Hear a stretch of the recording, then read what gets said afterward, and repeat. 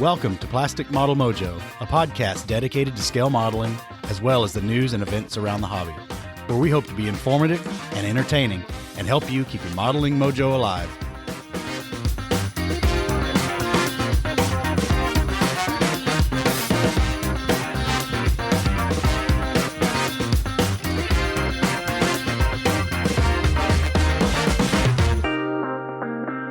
Dave, I'm back, rested and recuperated from vacation, and we are ready for episode 61 of Plastic Model Mojo. How are you doing tonight? I'm doing good. Are you tanned, rested, and ready? I got a start on my tan, but I didn't go the whole 9 yards on the tan. Best not get sunburned on your first outing into the Florida sunshine. Yeah, well, and not only that, but I'm sure you spent a fair amount of time inside in all the Disney attractions. I sure did, but we were outside probably more, all the walking around. We sure logged a lot of steps. Yeah. But that's not modeling, Dave. Well, Dave, to get back to modeling or modeling adjacent, other than 10 hours of yard work and no OTB to carry you through, what's up in your model sphere this couple of weeks? I am glad you mentioned that because my model sphere took a hit because, again, we're having our first true weekend of decent warm weather in spring, and I have to get the yard and the pool area ready. So I had tons of yard work to do, and I was all ready Saturday morning to jump out there, get it done, listening to OTB, and there was no OTB. Well, I talked to Mr. Goldfinch, and they got more rains and floods, and he's been deployed this week or so. So I was going to say that I suspected the reason was that because I saw on his personal Facebook page that he had been deployed to the New South Wales portion of the country to do flood work. So I suspected that had something to do with it. But, you know, the least he could have done was still got me an OTB, but we'll forgive him at least until Omaha. Then I'll give him all kinds of crap. Well, anything else going on? Well, my eldest daughter just turned 18, so that took up somewhat of what otherwise would have been modeling time with all the celebrations. But even with all of that, I'm making steady progress. I see another completion, maybe 2 in the next 6 weeks. Write it down, people. Yeah, that's right. If I get 3 under my belt by end of May, I'm going to consider this a good year. So, yeah, my model sphere, pretty darn good. So how about yours? Oh, it's been forward planning. I had a lot of button seat time getting to Orlando. So during my flights, I worked out a little forward planning. You know, we kind of keep it fast and loose, flying by the seat of our pants to do this show. And we've done okay so far, but I've been a little delinquent trying to schedule a couple of future guests. I've been trying to rectify that because one in particular has been asking about it. And I don't blame him because we've been talking to him for quite a while, but we got him on the calendar now. Almost. And you know, I'm sizing up this new platform we're going to move to. I've been poking around with that. We still need to do the free hour recording session and see what we think. But I think it's going to offer some new features and better post-production. I think that's going to be a good move for us. I've been kind of fleshing that out, asking their support community a bunch of questions so we don't switch and regret it. Yeah. And then we're finally on Instagram, Dave. I was going to mention that you finally bit the bullet and pulled the trigger, and we now have an Instagram feed, and it's connected to our Facebook feed. So yes, I'm going to call that a success for a Thursday afternoon. Mike, I assume that you have a modeling fluid. I do, Dave. I've got a modeling fluid, of course. What is your modeling fluid, sir? Bank Street, Kentucky Straight Bourbon Whiskey. Bank Street. Who's the distiller? It is unknown. Really? Yes, this is an 80 proof exclusive offered in its entirety through the Total Wine franchise. Mm-hmm. It's bottled up in New Jersey, but a lot of stuff gets bottled out of state. Sure. 80 proof, like I said. So only a handful of our listeners will be able to find it. You got to be in the kind of the Total Wine kind of umbrella, and there's not that many stores really. Yep, there's one just up the street from me. Well, so you're covered. Yeah, but at the end, maybe they will not be so desired. I don't know. We'll give the verdict at the end, so stay tuned till the end. Well, good. What about you?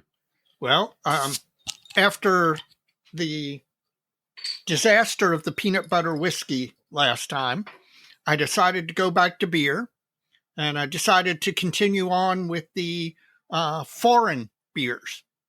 And so at Total Wine, I picked up a bottle of Lucky Buddha Sure Hit Enlightened Beer from, Zhejiang Province, China. 4.8% alcohol by volume. Looks to be lager style. You know what it tastes like? It tastes like a Heineken that's gone skunky. Man, you're 0 for 2. It's not awful, but it exactly. I've had a Heineken that's gone skunky. This is exactly what it tastes like. Well, you enjoy that, Dave. You know, I had a funky Buddha down in Florida. Well, that's, to be honest with you, that's what caused me to get Lucky Buddha. It's the fact that you had Funky Buddha, and so I thought, well, that'll tie in well. Now, where's this from? It's from Zhejiang Province in China. With all my travel partners back in my former job, we called China the land of not exactly. Yeah, that is exactly right. This, you remember the famous beer from Vietnam during the Vietnam War, South Vietnamese beer? I forget what it was called. So you don't remember either. Shit. But it had a little bit of formaldehyde in it. Oh God! And this reminds you of that. Well, I've never had either, and I'm not going to. This reminds you of that. Well, yeah, we'll see. Wait till the end. This might have some sort of great finish. So I'm not guaranteeing it, but I'm pretty sure that unlike the peanut butter whiskey, I am not going to tap out on this. I hope your great finish doesn't involve 4 rolls of toilet paper. Yeah, you and me both, buddy. Well, Dave, I love the mailbag. All right. I think it's my favorite segment. And once again, we got a nice stack of emails. So let's get right into that and get rolling, man. You got it. Up first, our good buddy Christopher Church from Springdale, Arkansas. Now, this is all centered around our episode on, we kind of touched on 3D printing a little bit in our special segment last time. Well, yeah, it was our special segment, so it should have been a lot, but I don't know how much we really rocked the boat on that. Probably not much. Well, it was my experiences, yes. Right, we touched the basics. In your discussion of 3D printing, you mentioned future impacts the technology may have on IPMS contests, judging criteria, etc. Curious if you have any insight into how changes like this are discussed within the IPMS. Is it customary for IPMS to solicit public comment? I have no idea, Dave. What about you? Well, let me tell you. The rules for the national contest are formulated by something called the NCC, the National Contest Committee. The National Contest Committee is separate from the IPMS officership. The National Contest Committee is made up of IPMS head judges, national head judges, some former IPMS officers like former presidents are in there. They formulate the rules changes to each year's contest. And some years there are no changes. Sometimes there are changes that have been evolving over a number of years, kind of like the Catholic Church. The National Contest Committee moves slowly. It doesn't do radical changes overnight. We're in the era of overnight radical change, Dave. Yes, I know. Right, which is problematic. it may be problematic for the NCC, but they will address it. I have no doubt that there will be the idea of 3D printing and 3D printed kits and commercial 3D printed kits and self-designed 3D printed kits. All of that is eventually going to come into the rules or affect the rules in one way or another. What that effect will be, I don't know. The NCC generally doesn't solicit public input directly. Normally, they do it more indirectly by communications with the membership at the national convention, head judges talking to participants and stuff like that. And then those head judges bring what they've gleaned from their man on the street interactions back to the NCC to formulate changes. So I doubt there will be any sort of public solicitation of comments, but I could be wrong. Again, times are changing, and the NCC may be more open to that eventually. But I do know for sure that there will be rules changes down the road based on 3D printing, 3D printed kits, etc. What those will be, I have no clue. Well, and it also goes on, from a 3D print detail perspective, do you see parallels between 3D printing phenomenon and past major evolutions in the hobby? For example, the proliferation of photo etched detail parts, including pre-painted photo etched cockpit details, etc. I would say yes. I do see some parallels, and you probably do too, Dave. Oh, absolutely. But I'm going to defer this a little bit. You're going to get a little touch on this in our Faves and Yawns segment, in factual reality or in hyperbola. But we'll get there eventually. Well, I will say that I do think that the 3D printing revolution, close as far as I can equate it, to me, the closest equivalent is the resin revolution from 25, 30 years ago, with all the resin detail parts and all. And right now, I think that's the closest analog. And finally, we're getting a lot out of this one, man. Thanks, Christopher. It's a good email. From the perspective of entirely 3D printed kits, curious of your views on this becoming its own contest subcategory, with more emphasis on painting and finishing and less on construction. I'm going to say yes to the first part of this, as it possibly becoming its own contest subcategory. Possibly.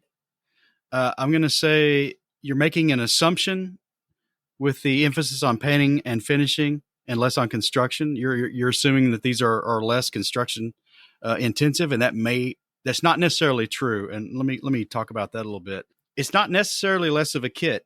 There are two schools of thought. Well, that might be an oversimplification. At least two schools. Well, no, there's more of a spectrum of philosophy about 3D printing and model design in a 3D print realm. Basically, it's fewer parts versus more parts. And on one extreme, one bookend, you have kit designers or model designers in the 3D print realm trying to design this thing as few parts as possible, if not print the whole thing in one shot, right? Right. On the other end of the spectrum, you have the more detail-oriented, I would say, engineer-type folks who are understanding that this particular assembly, the details in this direction are better rendered if it's printed in this orientation, but the details on this side are better rendered if printed in this other orientation.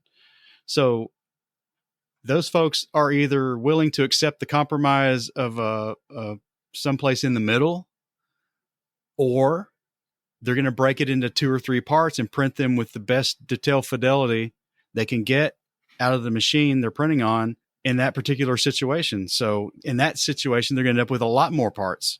Well, just as an example, it seems like we reference him all the time, but on Night Shift, Martin Kovac built a 3D printed tank for one of his video series. And that was a kit, just as if it had been an injection molded plastic kit.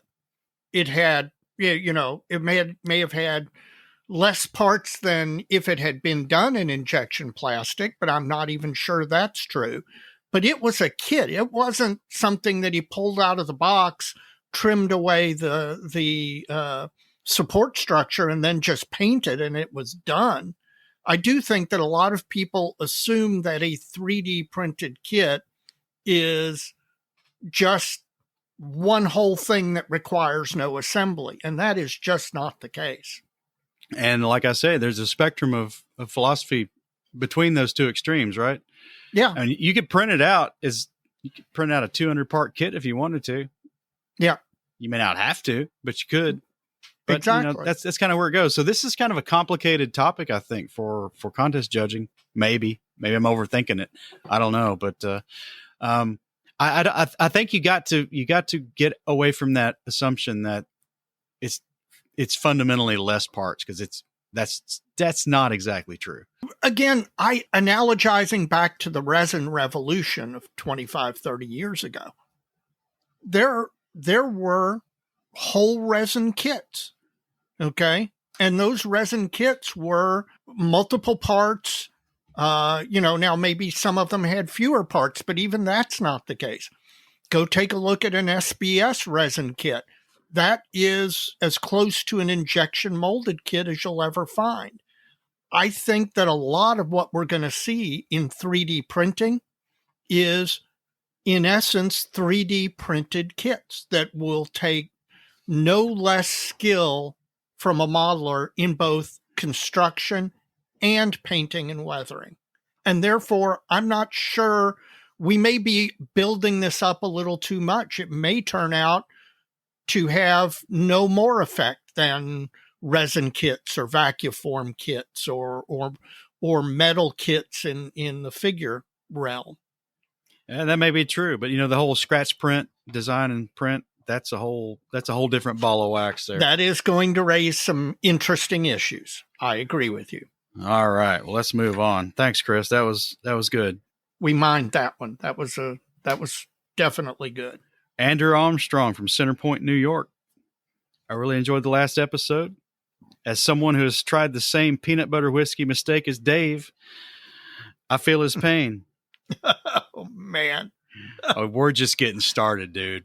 Dude. This is the bad drink choice by Dave listener mail episode. Oh, great. But all is not lost. After I purchased and tried Screwball peanut butter whiskey on a whim, I thought it had no redeeming qualities either. One day, inspiration struck, and I put it in hot chocolate. It was surprisingly good. I could see that. There you go, Dave. It's like the Reese's Cup hot chocolate. It's exactly an Irish whiskey Reese's Cup hot chocolate. That I could see that.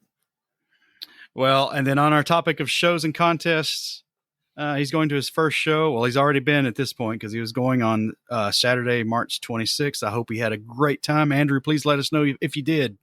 Yes. And some high points of that show. It was the Replicon show in Freeport, New York.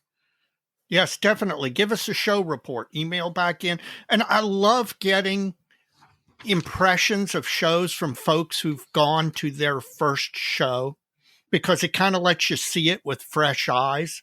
We've been to so many shows that stuff doesn't strike us the same way. So yeah, email in and let us know what your experience was. Well, Dave, Richard Forzon comes back from El Paso, Texas, and Jim Bates mentioned a hobby shop down. I can't remember if it's the. Yeah, it was in El Paso. Was it in El Paso? Yeah. Richard says that is Hal's Hobby Warehouse. Yep. And it's still there. Oh, Jim will be thrilled to hear that. Well, I'm sure Hal's thrilled too. Yeah, probably. Brandon Walters, Guelph, Canada. Guelph? I think it's Guelph. Is it Guelph or Guelph? I think it's Guelph, but our Canadian listeners will let us know for sure. Dave, I have to say that peanut butter bourbon sounds pretty horrible. I am never going to live this down. Back in December, I had a peanut butter and raspberry stout that was just awful. No help that it came down with a noro infection the same time, and the association is far too strong. Oh, man. I'll bet. Well, I'll tell you, flavored stouts, coffee stouts, peanut butter stouts, there's some brewer somewhere trying everything into a stout. Generally, I don't particularly like any of them. The only good peanut butter alcohol I've ever heard of is a porter called Duclaw, called Sweet Baby Jesus. Oh yeah, Sweet Baby Jesus is actually good. You know where that's out of? Baltimore, Maryland. Is it? Yeah, Duclaw, because as a matter of fact, you can get it up in BWI at several restaurants up there. Well, anyway, you want to thank us for highlighting the Vertigo modeling jigs? Yes. He's been using a very basic 3D printed stand, but this Vertigo looks a lot better, and he's christening it with his 48 scale Tamiya P51. Well, that's hey, listen. If you're going to christen it, that's one of the kits to christen it with. You're not going to have any problems with that. And yes, I swear by the Vertigo stands. I really, really like them. Mike Stucker, Sugarland, Texas. He's got several things to say. And first, the peanut butter whiskey sounded awful even before Dave tasted it. I am never going to hear the end of this. However, if you do like peanut butter, there's a peanut butter flavored vodka out of Temperance, Michigan called Nut Liquor, which he recommends.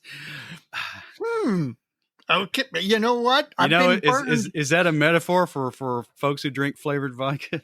Yeah, I don't know, but that's if even though I was burned with the peanut butter whiskey, I'm still intrigued. I may look for that. We'll see. Well, you're a glutton for punishment. That's true. He says on this discussion of stress and model building, he's with Jim Bates, and that he didn't like to model if he's stressed out. Yep. It brings stress to the modeling, and things just don't grow right. Completely agree. It's not supposed to be stressful.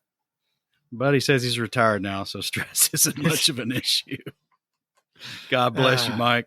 Yes. Congratulations. Absolutely. Yeah. On museum model displays and contests, he says that they did that in the Houston area for a couple of years before COVID, and they did that at the Lone Star Flight Museum.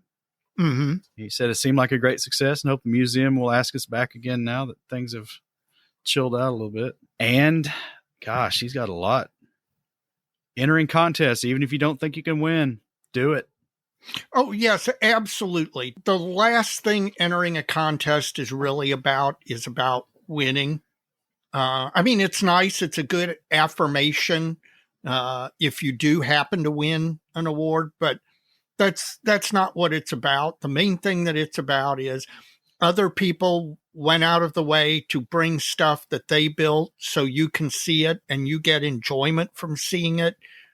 I always kind of view it as the what you owe them for what they did for you by bringing their model. Well, and he offers a nugget that you might not think about, but it kind of happens every now and then. He entered a South African Rhino self-propelled artillery piece. Yep. In the show. He didn't win anything, but there just so happened to be a former South African there who served in the South African military as a crew member of one of these vehicles. Yep. And he really appreciated the model. Well, that does happen from time to time. I remember our Uber ride back to the hotel in Vegas. The Uber driver happened to have been a former Merkava tank crewman, wasn't he? Yes, he was.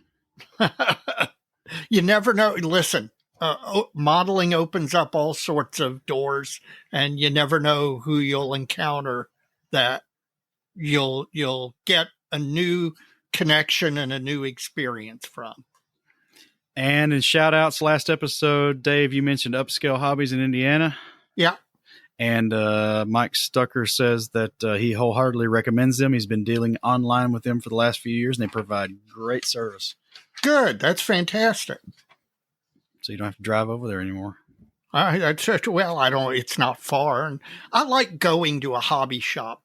Even if I'm going to get a particular thing, I just want to look around. You never know what you're gonna encounter. Up next is J.W. Keenum from currently, at the time of this email, Chattanooga, Tennessee, and they are moving to Elizabethtown, Kentucky by the end of the year. And he's looking for a model club in the area. And I would say E-Town is a mere 45 minutes to Brian's shop, because I got on MapQuest and looked. It's actually less than that, but probably is on a good day. On a good day. So welcome to the Military Modelers Club of Louisville. We have a number of members who live in the E-Town, Fort Knox, Radcliffe area, and we will be happy to have you at my home chapter. Well, he's coming back after a 30-year absence, so got a lot to learn, and he can do it in the Military Modelers Club of Louisville. Yep. Yep. Absolutely. Then there are guys there willing to help. Annie Leffler from the Roscoe Turner chapter reminds us once again that Saturday, April 16th is their invitational contest and swap meet. And we are well aware of that because we got a table. We do. See you there, folks. Absolutely. Jacob Isley. First of all, that peanut butter crap is a drain pour. Yeah, I would love to disagree with him. I can't. Other than the fact is that it might eat your pipes if you pour it down the drain. But yeah. The only flavored whiskey I like is Knuckle Noggin Salted Caramel. It's a great dessert whiskey, but must be taken in moderation. That sounds good. And he likes the cherry bourbon unique to Michigan. Low proof, but another great sipper. He sent us a link to that, but I'm going to pass. I'm a purist. I know.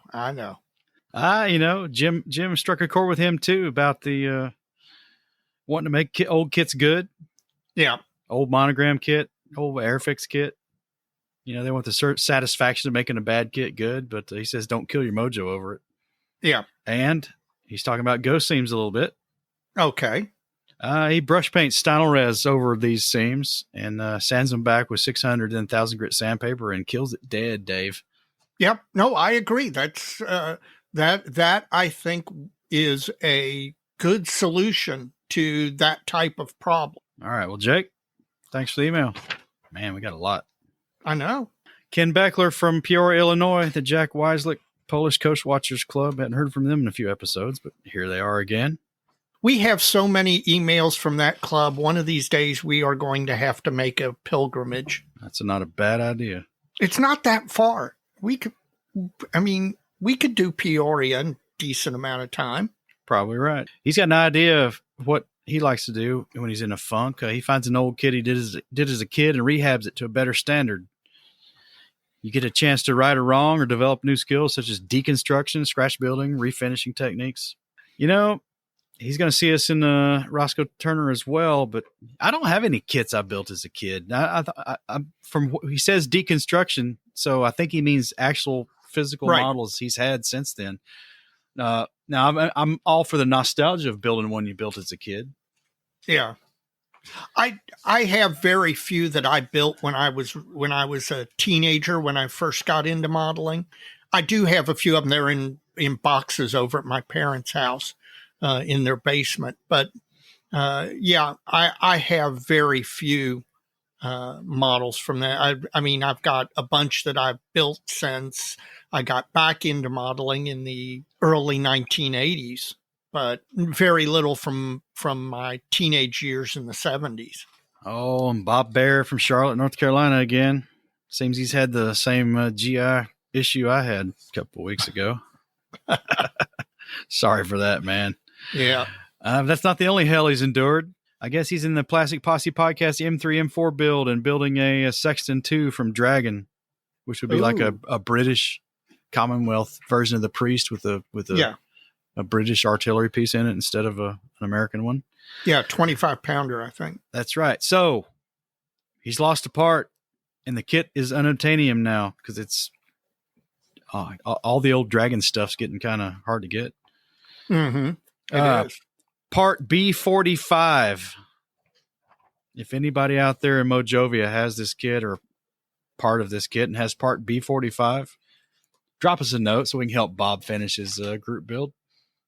Yeah, absolutely. Now, the way that Dragon cross-kitted stuff, I don't know what part he's missing, and I don't know if it's one that's unique to the Sexton or if it's a part that might be in another kit, but that's always the thought. It is. I don't know what part B45 is. Yeah, neither do I. Warren Dickinson, Elkton, Kentucky.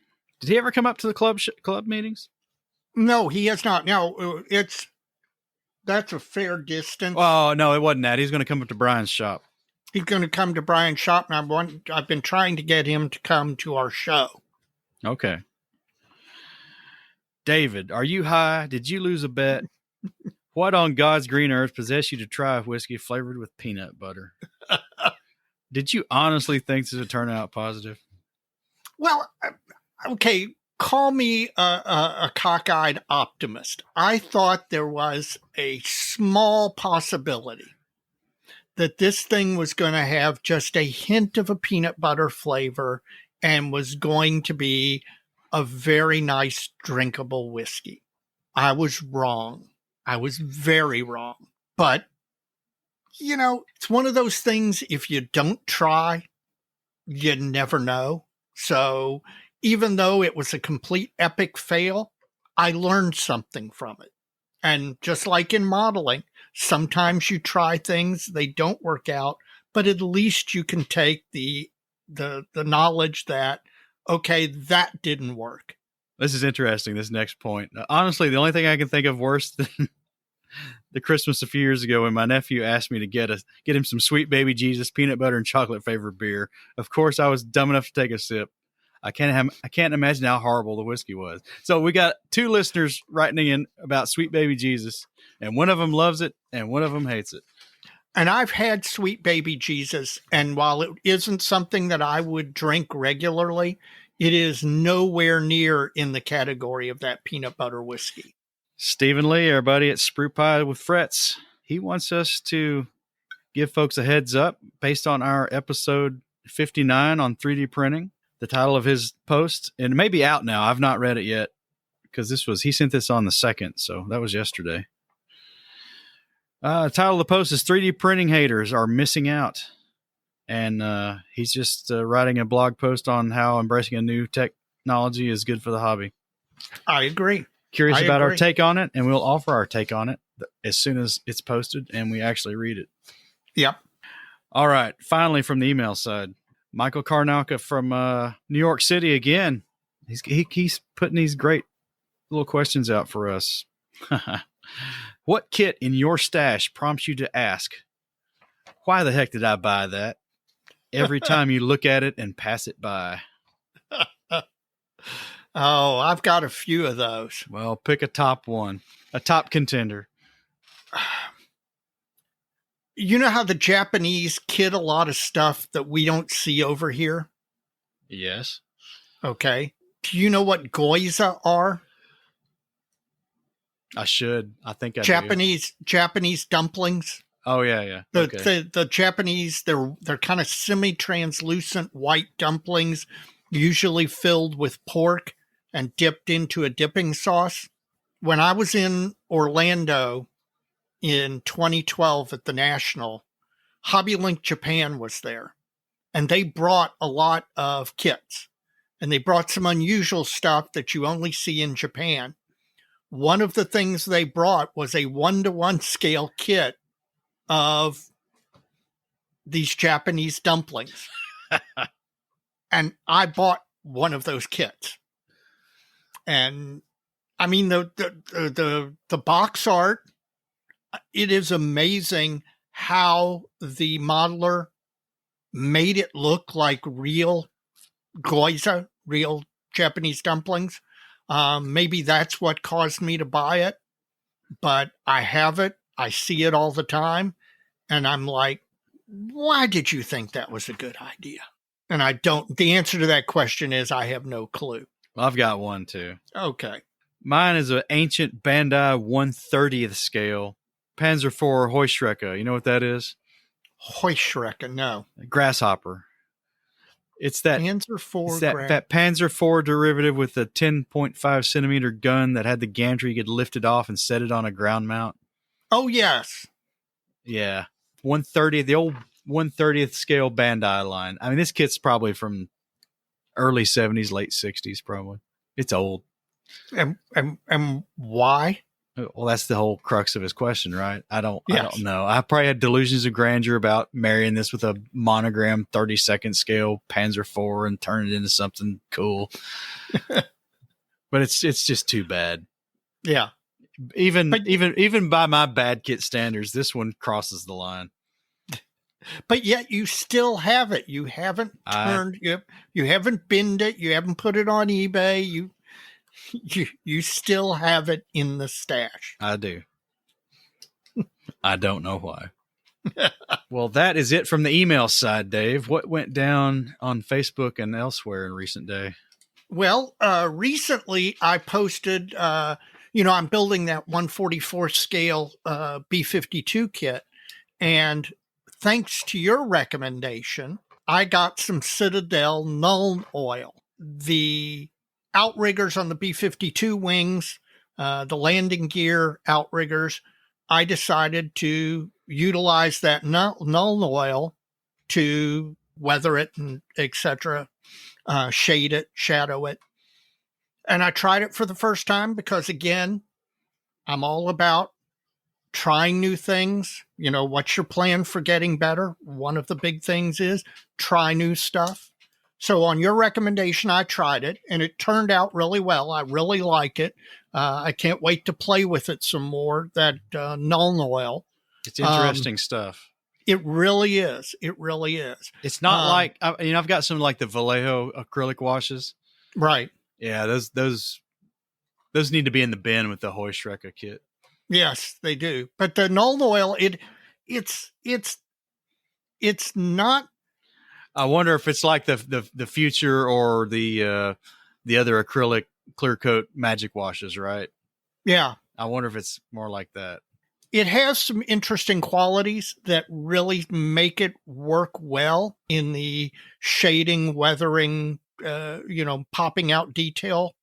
And so I'm going to play with it a lot more. I like your recommendation. I think I can see how this is going to be useful.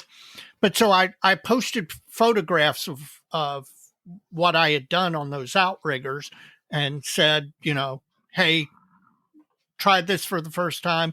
I like the way it looks. I like the way it's working out. And Albert Moore, commenting on the post, is actually on my personal Facebook page, not the Plastic Model Mojo page. But Albert Moore recommended another one of the Citadel shades.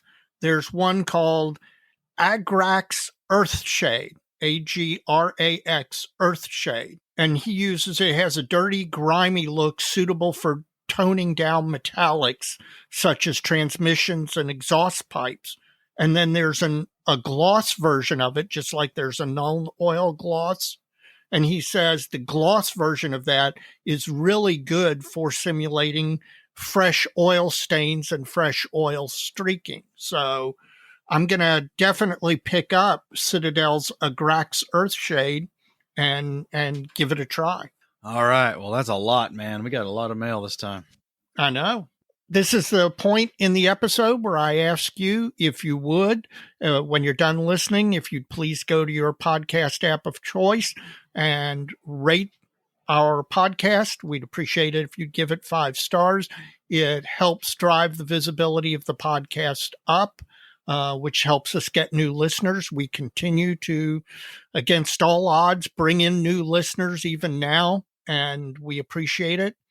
Also, if you have a modeling friend who's not listening to our podcast, we'd appreciate it if you'd give them a recommendation and help them find the podcast and start listening. The best way for us to get new listeners is to have a current listener recommend us. So we'd appreciate it if you do that for us. And a good place they can do that, Dave, is over at modelpodcast.com, the consortium website we've set up to link all the podcasts, or provide a single repository for all the podcasts where you can go find links to each of them without having to search all over the internet. So modelpodcast.com. In addition to that, we've got a lot of blog and YouTube friends out there. We've already mentioned him once. Mr. Stephen Lee wrote in for listener mail. Sprue Pie with Frets. He's got a great blog, and apparently he's going to have a blog post real soon. By the time this drops, it'll probably be out there on missing out on the 3D print revolution. So check that out. Chris Wallace, model airplane maker. He's got a great blog and a YouTube channel. Great modeler. His YouTube videos are good. I'm learning from him. I'm sure everybody else can too, if I can. Jeff Groves, the Inch High Guy, all things 72nd scale blog. I'm sure we'll see Jeff at Roscoe Turner. I hope we will. And finally, Jim Bates, of Scale Canadian TV. And I sure had fun hanging with Jim for episode 60. And a lot of folks liked what he had to say. So I guess we'll have him back again. Definitely. And finally, this is the point at which I ask people listening, if you're not a member of IPMS USA, IPMS Canada, or your national IPMS national organization, please consider joining. IPMS is the worldwide organization that promotes plastic modeling, not only through connections with industry and stuff like that. They also connect with modelers in the different countries to facilitate exchanges of information. They're great. They're a great organization. They also help form local chapters. And if you're not a member of a local chapter, if it's physically possible, become a member of the local chapter. It adds so much to your modeling. The interaction that you can get with other modelers face to face. I mean, we all can watch YouTube videos and stuff like that, but there is nothing better than going to a monthly chapter meeting of your local IPMS chapter and getting to see a hands-on demonstration on soldering or on how to use LED lights to light a science fiction kit, whatever. That is one of the benefits. And while you're there, you're hanging around with a bunch of guys and gals who are interested in what you're interested in. So you're already naturally primed to be friends. And you will find people there that you have so much in common with. It's definitely worth doing. Find your local chapter if you've got one, join the IPMS national organization that helps support the existence of those chapters. All right. Dave, let's have a word from our sponsor. Plastic Model Mojo is now brought to you by Model Paint Solutions, your source for Harder Steenbeck airbrushes, David Union power tools, and laboratory-grade mixing, measuring, and storage tools for use with all your model paints, be they acrylic, enamels, or lacquers. Check them out at www.modelpaintsolutions.com. We're back again, Dave, and it is Wagon's Hoe for Omaha. Got to be below 120. We are below 120, Dave. At the time of this recording, we're 107 days away from the 2022 IPMS National Convention in Omaha, Nebraska. It's going to be on us like nothing. That's right. And 3.5 months is a blink of an eye. I've been busy confirming our table and looking at some various other reservation alternatives like a rental car. And I think I got us covered pretty good on that. You think you got something big enough to haul all the beer that we got to take with us? Big and cheap. It's like I like my women. God. The big thing going on still right now is trophy sponsorships. Keep them coming in. Keep them. Get on the national site and look into trophy sponsorships. And again, if you got a business, a club, or some extra money, it's a good way to get your name out there and to help this show forward. They'd really like your help sponsoring trophy packages. Dave, I'm looking forward to meeting up with all our friends, new and old, man. After Las Vegas, I am so looking forward to Omaha and meeting up with everybody. As you know, I already called the Nationals the 4 best days of my year every year, and that's absolutely true. But now having this community, all the other podcasters, all the listeners, it really took it to the next level. And the experience of a national just became that much better because, among other things, I ended up talking with even more people. And again, they're modelers. You already have stuff in common with them. And the interactions are just fantastic. So I'll be honest with you. I am so looking forward to Omaha. It's not funny. Well, I've been chatting with Scott Hackney over email, and I had a little vacation diversion, but we're going to get him on real soon. I need to get him scheduled to hear about the show from the horse's mouth. So look forward to that in the next episode or two. Well, Dave, it's time for the Benchtop Halftime Report, sponsored by Tackett Z. Tackett Z, the must-have tools for the model maker. You can check out all Tackett Z's offerings at www.tacketz.com. Dave, what's your benchtop look like? My benchtop looks good. My benchtop looks like progress is being made. The Minicraft B52 is moving along at an extremely rapid pace. This kit, I've it's first 144 scale kit I think I've ever built. It's moving along beautifully. Again, this kit emphasizes my personal motto, which is life's too short to build old kits. This is a brand new kit. It's engineered beautifully. It fits together really, really well. I did find one error in the instruction that I'll post on our Facebook page. It's a very minor one, but it is something in the instructions that causes you a few minutes of confusion. But other than that one typo in the instructions, this kit has been fantastic from beginning to end. And, we talk about enjoying modeling. I've got to say, I am enjoying the build of this kit as much as any since I built the Tamiya Zero. It's that enjoyable a model. In addition, the M30 is moving forward slowly, but it is moving forward. I have chipped the wheel hubs on the M30. I've got to say, I like the way that it's come out. Especially, again, this is the first time other than the paint mule, this is the first time I've chipped an actual model. I was really hesitant because I like the way the M30 is coming. So having chipped the wheels and having liked the way they came out, it's given me enough confidence that I should be chipping the gun sometime in the very near future. And then once that's done, it's dust and mud and done. And this thing's about to come up on a 2-year birthday, and I'm not going to let a 2-year birthday happen with this kit. So it is going to be done. I don't know if it'll be done in time for Indy, but it is going to be done soon. I guarantee you I will be taking that kit to Omaha. All right. That's good news. Yep. How about you? Well, Dave, the Moosaroo III is in the books. Yes, it is. Did you hear we won? I heard you won. I like to say we won just because it makes it sound like I had some sort of participation in this, other than going, "Hey, that looks great, Mike. Hey, how's that Moosaroo coming, Mike?" That was the extent of my participation. Congratulations, well deserved. Well, I said I was going to dish on this after they announced whether I won or somebody else won, and I'm surprised somebody else didn't win. All the entries were really good.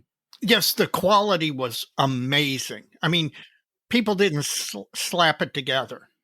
Well, to break this down, we kind of have the build part and the contest part. So that's kind of the way I'm going to kind of dish on it here. So for the build, top to bottom, a very positive experience, which kind of surprised me. It kind of grew on me, right? Right. You never built a Gundam before, no, right? And, maybe this group build thing has redemption on the horizon, maybe. I don't know. And as I mentioned in a prior show or episode, Gundam, not my jam at all. I cannot be clearer about that. Modeling without the historical tie-in is not interesting for me. No degree of sublime kit engineering is going to make me fawn over a subject that I have no interest in. Gotcha. So it wasn't looking good at the front end, too many problems. So why am I here? But I fell back on a mantra we've got, and I took this as an opportunity to explore some new stuff and learn some new things. A plan for getting better, if you will, like you said just a minute ago. So, there's a short list. I mentioned them in the last episode, I think, but I'll go through them here quickly. There were several things that I did different on this that I hadn't done on prior builds, right? Yeah. Either a technique or a product, whatever. Mm-hmm. Priming in black was something I'd never done before because I personally feel that the light gray primers show errors better than black primer does. And that might be subject dependent. I don't know. Possibly. Black might be better on a streamlined airframe than a tank, perhaps. Mm-hmm. The other thing I tried once it was primed in black was kind of pre-shading through directional spraying. Now I didn't go the full on zenithal lighting thing because I don't think that works if you shift the viewing angle you're looking at the model from. Right. I think if the zenithal lighting lines up with the ambient lighting in the room, it works great. You rotate the model 180 degrees and it doesn't make sense anymore. Yeah. My personal opinion and taste, I guess. So I kind of did the whole all around spraying down from a high angle from the top with a what I used. I used Tamiya yellow green over the black to get a very high contrast between the shadow and the highlight. Because I was going with a kind of an OD olive green kind of overall scheme, right? Right. That worked out pretty well. I can see me doing that again on something in the future. I don't know if I'd do it on a tank. I might. I don't know. But I'd never done it before and I wanted to try it, so I did. And I think it was a moderate success. I'd never used Tamiya clears before, either used them outright or to shift colors. So I used Tamiya clears to shift the black or the yellow to green and the greens to other greens. So I kind of wet my whistle on Tamiya clear colors. Mm-hmm. That was interesting. And it kind of on that same theme, I used clears over metallics to try and generate these exhaust heat effects, metal discolorations. Yeah. Particularly the blue. Yeah. The blues. There's actually, if you really look hard, I don't know if you can see in the photographs or not, but there was a blue and then there was a red over that to get a purple. Right. But those nozzles were really small, and what I learned I can build on, if I ever do a 72nd scale jet fighter or something. Yeah. I think I can leverage that. It's a new trick for the bag. Yeah. Kind of got a feel for that. So, that's kind of what I did. It's kind of a paint mule for a lot of stuff. Well, and I think it worked out well. It did. But I'm here to tout, I'm to not blowing sunshine up your skirt, but what you did in the display of the model. Well, I'll get to that in a minute. Okay, I don't think I'd have thought of that. Well, let's save that for a minute. All right, because I think that's where it was at, to be honest. Yes. So on the build side, in summary, the build was really simple. I would go so far to say that I'm not so sure I enjoyed the build part because you know me. Yeah, I know. You like it complex. Complex with some challenges, and there weren't any. It was challenge-free. It was very Lego-esque in the assembly. Mm-hmm. And I'll be honest, during the build phase, glorified action figure crossed my mind a time or two, but before some listeners' head explodes, but once I moved to the paint phase, I had the aha. Not quite a take on me, but I get why there's such a fan base for this. That's where this thing could be fun, I think. And it was fun. I think it could be fun again, but I just don't know if I could if somebody built it for me and I could paint it, I might do another one, but I don't see me taking the time to build another one. Gotcha. Because there's a lot of parts. Yeah. Well, and it seems like you're saying that painting is where it came alive for you. Oh, absolutely. Absolutely. So in all that positive, my least favorite part of this was in the finish process was, the way they've engineered this thing. They've got all these overlapping parts to hide seams and joints. So you don't have to do any filling and all that. And that's all great, right? Yeah. But I'm an armor guy and the wash is a staple, right? Right. Well, this thing had so many seams that weren't hard corners because there were two overlapping parts. Yeah. That this just sucked up the wash. And there's very few places on the model that would actually work. Huh. Because there were so many of the corners were actually overlapping parts that weren't glued together. Right. That there's nothing for the wash to accumulate in. It just all got sucked into the void, into the ether between the parts, right? So that was kind of weird, but now that I know that, if were I to do another one, I could anticipate that and do something different. But I thought that was a really that when I started putting the wash on, I was like, uh oh, this isn't working. What I do now. But in the end, I learned a lot, and I'm probably a little bit better because of this build. Yeah. Oh yeah, I think you learn if you're a good modeler, you learn from any build. True. Well, then there's the contest side of this. And, it's all for bragging rights. So we had to unthrone those Australians, I guess. Somebody Darn did. straight. That was the goal, right?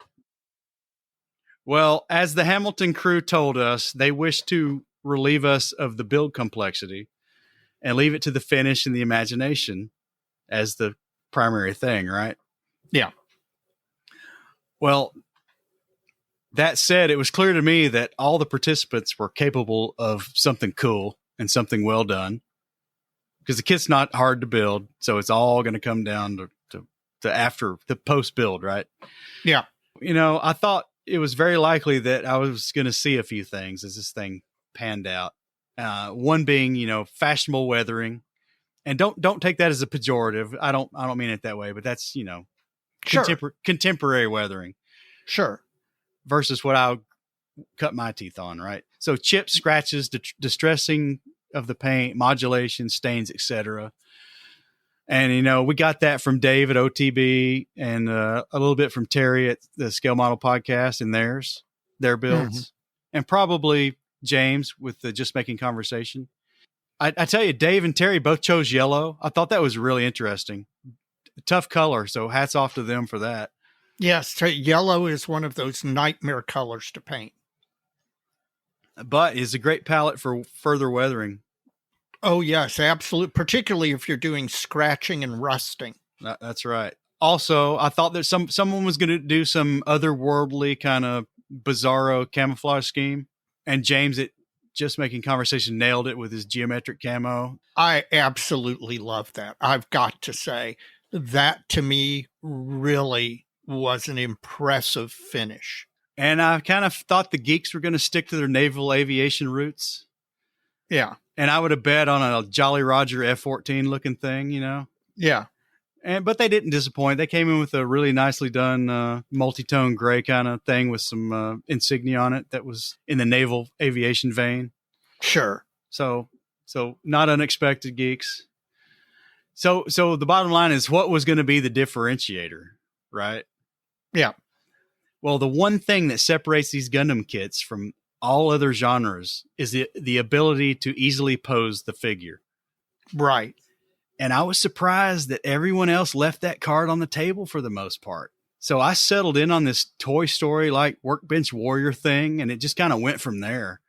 Oh, and it really, I mean, the moment you first texted that to me, it was a revelation. It was like, I never would have thought of that. And you're right. That is going to make it stand out. And so it did. I put it in this triumphant fist raised pose with all this 1-to-1, model tools and paint and tube glue. And, using the old retired cutting mat as the base kind of sealed the deal, I think. I mean, yeah. Well, color me impressed that you had a tube of glue an old style tube of tube glue that you could utilize as part of the display. Well, I might have gone to Hobby Lobby and bought that just for this project. Because I haven't bought a tube of glue in freaking 40 years, man. I hear you. Well, it worked. Well, I was very pleased in the end with the way it all came together, and I'm surprised I won. Yeah, I wasn't sure what the Hamilton guys were going to be eyeing, and it's got its warts. I might have run roughshod over a few things, but I don't know. Like Megamind said, man, it's all in the presentation. Maybe, I don't know. Well, you clearly did something right. And there are not many people who can say that they won an award with their first Gundam that they ever built. So now my question is, are you going to take it to Indy and actually enter it? Yeah, I think so. Why not? That'll be cool. No, there's a couple of areas I may go revisit, like those fuel tubes on the back. The ones that are with the yellow ends on them. Yeah, I want to redo those. You can never leave well enough alone. Well, I didn't learn my acrylic wash lesson when I started weathering those. Yeah. Yeah, so that's the low point of that build, I think. But all the builds were great. I had a great time. I was sitting there. We'd been to the parks in the morning. I was out in these Adirondack chairs by the lake at the resort, sitting there watching the live feed from Stuart at the Scale Model Podcast, and I must have been on a little bit of a delay. So I'm sitting there waiting with bated breath to see who's going to win this thing. And Evan McCallum texted me that I'd won. So thanks to the Panzermeister for spilling the beans a couple of seconds early.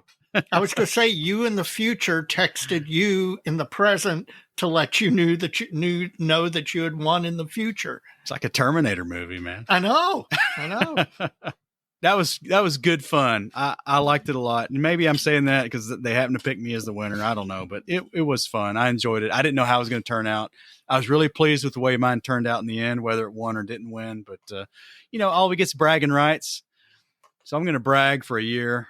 Oh, absolutely. And then the competition is going to get a little more stiff next year because they're going to include a few more podcasts. So, yeah.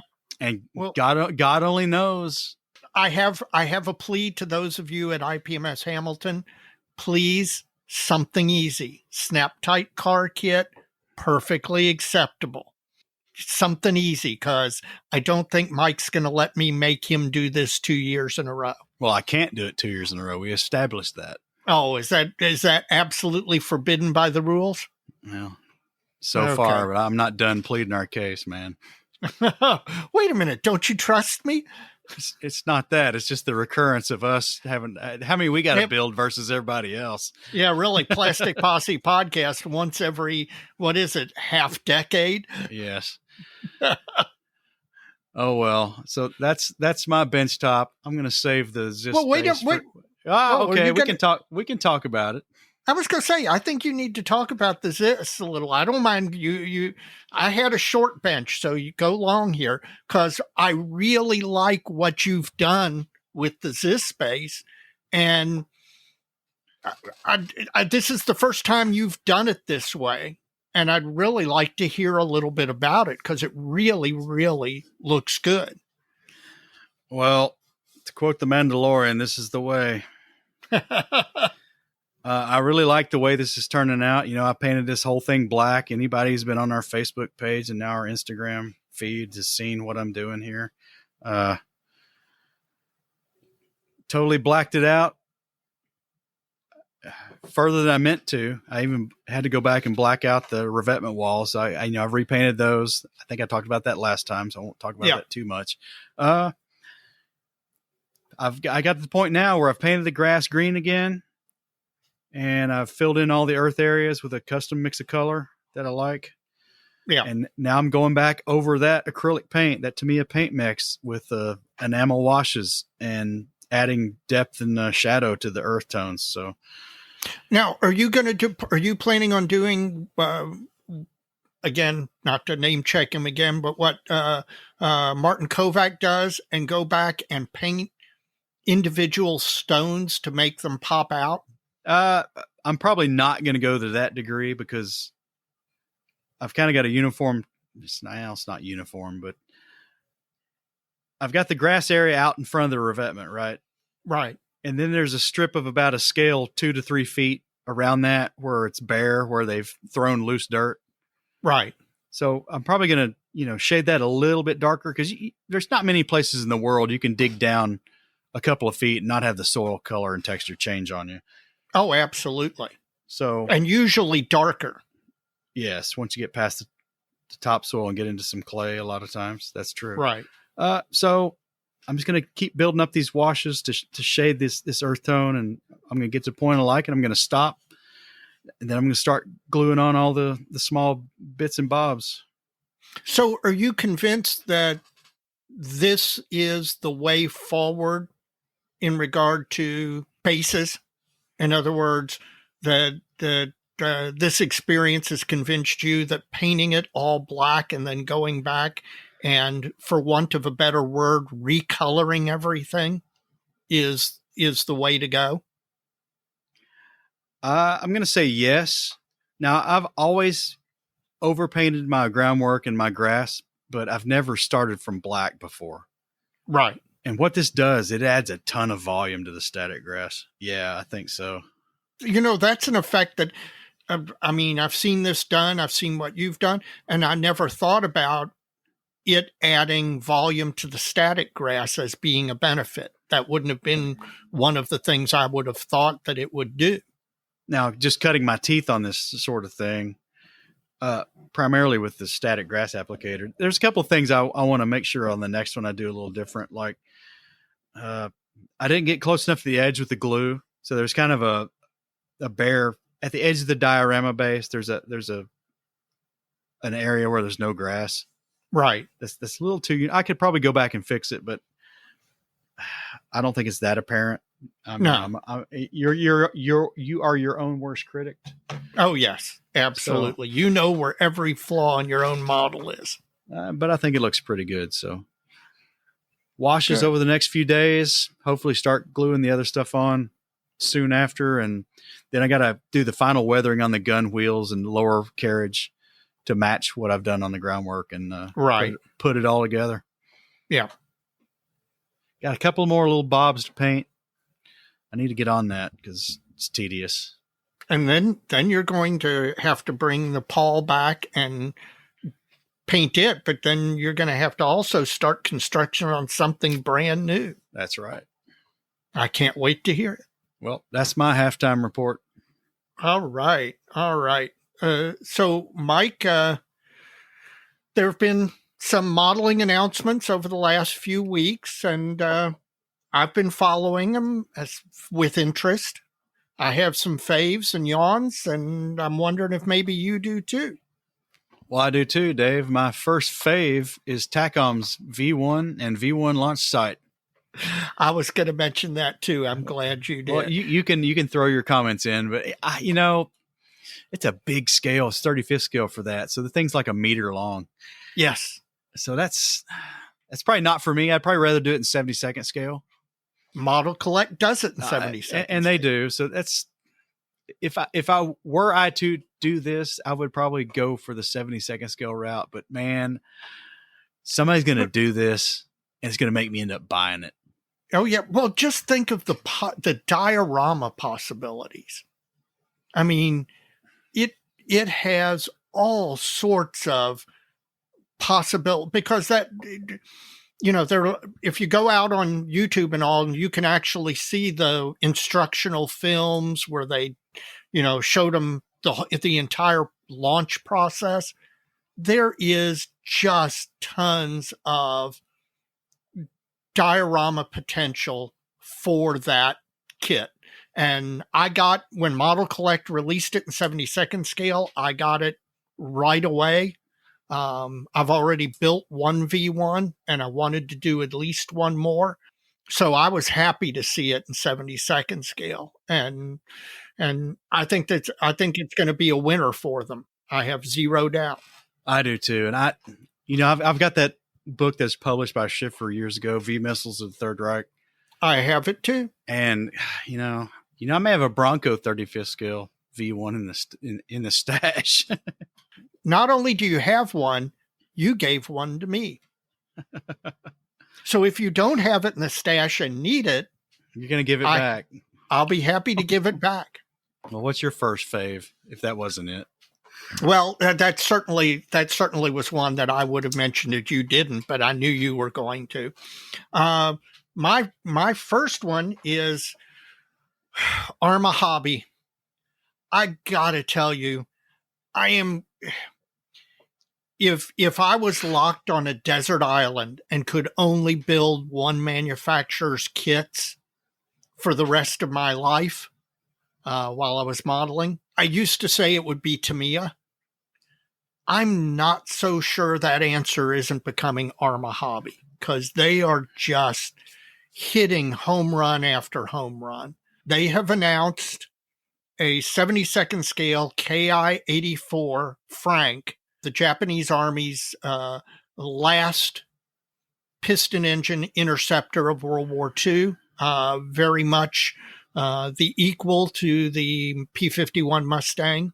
And it's really needed because the KI-84 that is most commonly built out there is the old 1980s Hasegawa kit, and which was just like many Hasegawa kits of the time.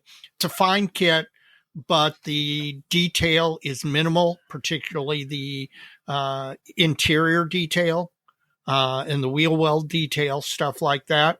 And I have zero doubt that Arma's just going to absolutely kill this one. And I will tell you, it will be one of my immediate purchase items. Well, my next one's a fave, I guess, and it's back to Mr. Church's 3D print question in his listener mail. T-Rex Studios had some interesting sprockets and swing arms for various German vehicles in 3D print. And they're like disassembled, like they're being serviced or maintenanced, right? Right.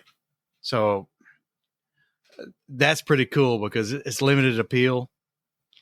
And it's probably a good medium to do stuff like that in. Mm-hmm. Pretty cool stuff on the 3D print spectrum there. Is it stuff I'm going to buy? I don't know, but it's really cool, and I can see it being a benefit. Well, it opens up the diorama possibilities because, again, we're used to seeing models of the tank fully functioning, in perfect running order, etc. Whereas the truth is, a lot more time was spent with maintenance and, these things. The Sherman was rather famous for being bulletproof reliable as far as, they did a test where they drove, I think it was an entire combat command of Shermans from one end of England to the other because they wanted to see what the breakdown rate was. And the breakdown rate turned out to be like 1.5%, an incredibly low percentage. These things were just that reliable. But that was the exception to the rule. In World War II, tanks were not something that you could get in and drive long distances like you would a car. And so a lot of these things spent a lot of time. I mean, if you were a tank crewman, you spent a lot of time covered in grease and dirt, pounding on tensioning gear or greasing road wheels or whatever. And so that just opens up those possibilities. You got another fave? Yes, I do. Roy Sutherland, who runs and has run Barracuda cows for 14 years now, has just released some new 72nd scale stuff. If you've never seen Roy stuff, his resin casting it's the standard by which basically I compare all other resin casting. He does wheels, he does detail sets, does other stuff, but most famously for his wheels in 72nd, 48, 32nd. He's released a whole bunch of new Spitfire and Sea Fury wheels in 72nd scale. He's actually also released them in other scales too. And then he also has released vacuform blown hoods, the sliding hood that's the blown bubble style canopy for the Spitfire. And he's just released all of that all at once. Great additions to his line. And if you haven't seen his stuff, go to his website and take a look at it. And I'm telling you, whatever you buy from him, you're not going to be disappointed. Well, I got another fave. I do too. So go on, man. Just all these Ukrainian announcements since they're you and me both, buddy. It's not so much that I'm interested in building in this stuff. It's just that war was thrust upon them. Now they've announced a Bayraktar drone. Yes, that's exactly the one. There's a couple of figure offerings. Yes. Mini Arts touting a BTR something. I don't remember, but an BTR-4E. infantry fighting vehicle. And that is a vehicle that is actually unique to Ukraine. It is home manufactured in Ukraine. Even Archer in North Carolina is printing Ukrainian flags now, so that's impressive. Yes, yep. And on the good news front, a lot of the Ukrainian manufacturers within the last week or two have announced that they're back up and running, which in the middle of a war-torn country now, Ukraine has had some success in the last week, and God bless them. I'm thrilled to see it, but it's not like the war is over there. And so I'm super impressed. Yeah, my faves are, I was going to mention the Bakhtiar drone, which ClearProp and Big Plane Kits has announced in 72nd scale. And in fact, I think ClearProp's also announced it in 48th and maybe even 35th scale. In addition, that Mini Art announced that BTR-4E in 35th scale. IBG, which is a Polish company, has announced the same vehicle in 72nd scale. I can't wait. There are definitely things I'm interested in getting and actually modeling. Got a yawn? Amazingly enough, I do not have a real yawn for this because I've got so many good faves. I didn't come up with a yawn. It's maybe I'm a cockeyed optimist again because everything's going well, and so maybe I'm not looking for a yawn. So do you have a yawn? I do, and it's back to Chris Church's email. Okay. My yawn is 3D printed tracks. That's an interesting, that's a subject we could almost have a mini discussion on. In fact, we're going to speak with Evan coming up in an upcoming episode, and I'll be interested to hear you and he talk about 3D printed tracks. Well, it's pacing to overtake new paint lines is the next us two marketing saturation deal, right? Mm-hmm. I mean, it's like every week somebody else is doing the tracks, and like there's so much overlap in what's being offered, and they're certainly not any cheaper than injection molded or metal tracks. Right. Do I need to get some to see if they're better? I think between 3D printed tracks and metal tracks, I think they offer an assembly advantage, but a paint and finish disadvantage. Mm-hmm. So I don't know. I'll be interested, again, on Evan's YouTube channel, he has a number of YouTube videos specifically on different metal tracks or different injection track, for want of a better word, kits. So I'll be interested to see, and it's interested to hear you and him talk about what's coming out. And certainly you're right. Everybody seems to be jumping into this field with both feet. Nobody's doing it, one toe at a time. They're coming out with just, it's like Stugs. All of a sudden, everybody's got all new Stugs and every possible version. So now you're starting to see all these different 3D printed tracks. So I'm looking forward to that discussion in the future. Well, that's my yawn. I don't have anything else. Okay, well, I'm done with that. So let's get on to our special segment then. Dr. Strangebrush is back, Dave. The doctor is in the house. We're going to be talking about clear coats. Yep, and the death of Future. I guess so. Let's get into it. Well, Davey's back. We got Dr. Strangebrush in the house again. Dr. John Miller, how you doing? Hanging in there. How about yourself? I'm good, and I think we're going to be talking about a little clear coat action tonight. Yes, we are. Yes, we are. And I think Dave's got an announcement that makes this a little bit timely. This does. This is real timely because my favorite clear coat, or at least gloss clear coat, for ever since I got back into modeling was Future. And then Pledge with Future Shine once it got acquired and rebranded. Just in the last few days, the company that manufactures it has announced that it is no more. That the product was developed when everybody had those vinyl floors, that not linoleum, but the vinyl cutout floors that you then would use the future to re-shine, every week or every 2 weeks. And that flooring option has just disappeared to the point where apparently the manufacturer just doesn't sell enough of it to make it worthwhile. So I'm particularly interested to hear what Dr. Strangebrush has to say about other clear coat brands and other clear coat options that may help us transition. Well, and I think across the great schism of clear coating, half the modeling community is bawling in their pillows, and half of them are rejoicing, thinking it's about time. I shot Future for years and years, and I did some pretty good work with it. I was always pretty happy with it. It has some tricks to it, and we can talk about that. I'm sure we will.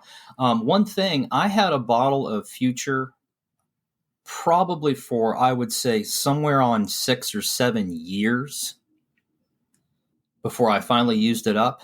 And I can beat that, Dr. Miller. Yeah, you had one longer? My first bottle of Future was just used up last year. I had it almost 25 years. Wow. And it was still good, right? Oh, and it was still good to the very end. Yeah, so that's what I was going to recommend. After hearing this, I'm gonna head out tomorrow and buy a bottle. And considering the shelf life, and how much you use it, a bottle or two of that stuff would probably last you a good long time. Yeah, I've got a full bottle, and I figure even at my increased building rate, now that I'm doing this and now that Mike is mocking me if I don't get models finished, even at an increased building rate, I figure this current bottle's going to last me another 15 years or so. Well, I've used it. I'm not married to it. I don't use gloss coats that often, but I don't know. It's going to be a funny discussion across the model sphere when the news of that is propagated. I'm sure. Yes, it'll be entertaining. Will. Yes, it will. There's going to be some broken hearts out there. Yep. Well, John, we'll just let you roll, man. Where do you want to start? Okay, well, let's talk about clear coats. And before we actually get to talking about lacquer or acrylic clear coats, let's talk about how you may want to think about configuring your airbrush to shoot a clear coat. And a lot of this, if not all of this material, is in Tips and Tricks Volume 3, matching the tip, size, air pressure, and paint dilution to the job. And that article is on the homepage of Model Paint Solutions. So if you'd like to review after you hear this, just hit that one article, and most of what we're going to talk about is going to be in there. So first and foremost, what you want to be thinking about to configure your brush is getting the right size tip. Now, one of the things to think about is for every tip, it has an ideal window that gives you the best atomization. And think in your mind's eye when you've been airbrushing and just kind of playing around on a piece of paper or plastic, and you pull the lever back to, let's say, 40 or 50, maybe 60% throw, and you get a nice cone of spray, which gives you a nice line. Once you get past 60 into 70, 80, 90% throw on the lever, you'll start noticing stipple appearing on the outside of that cone. Mm-hmm. And stipple, what I mean is just drops of unatomized paint.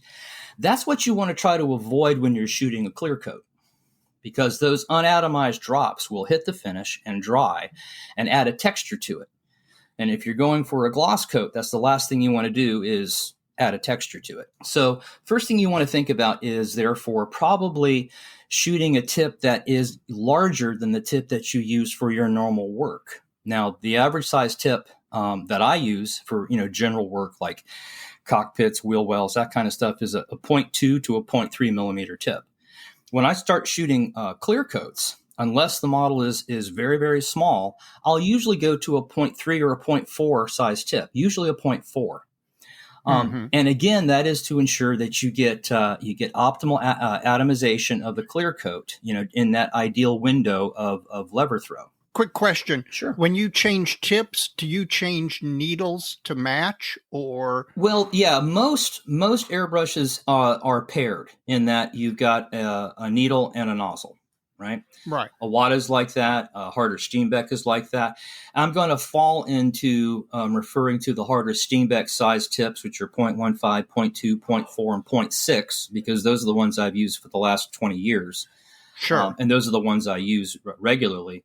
But to answer your question, nozzles and needles are usually paired, and you change them both out. Now, I understand that with some brushes that's a bit of work. If you're driving on a Wada, you're going to be grabbing the little nozzle wrench and having to deal with the little threads and such.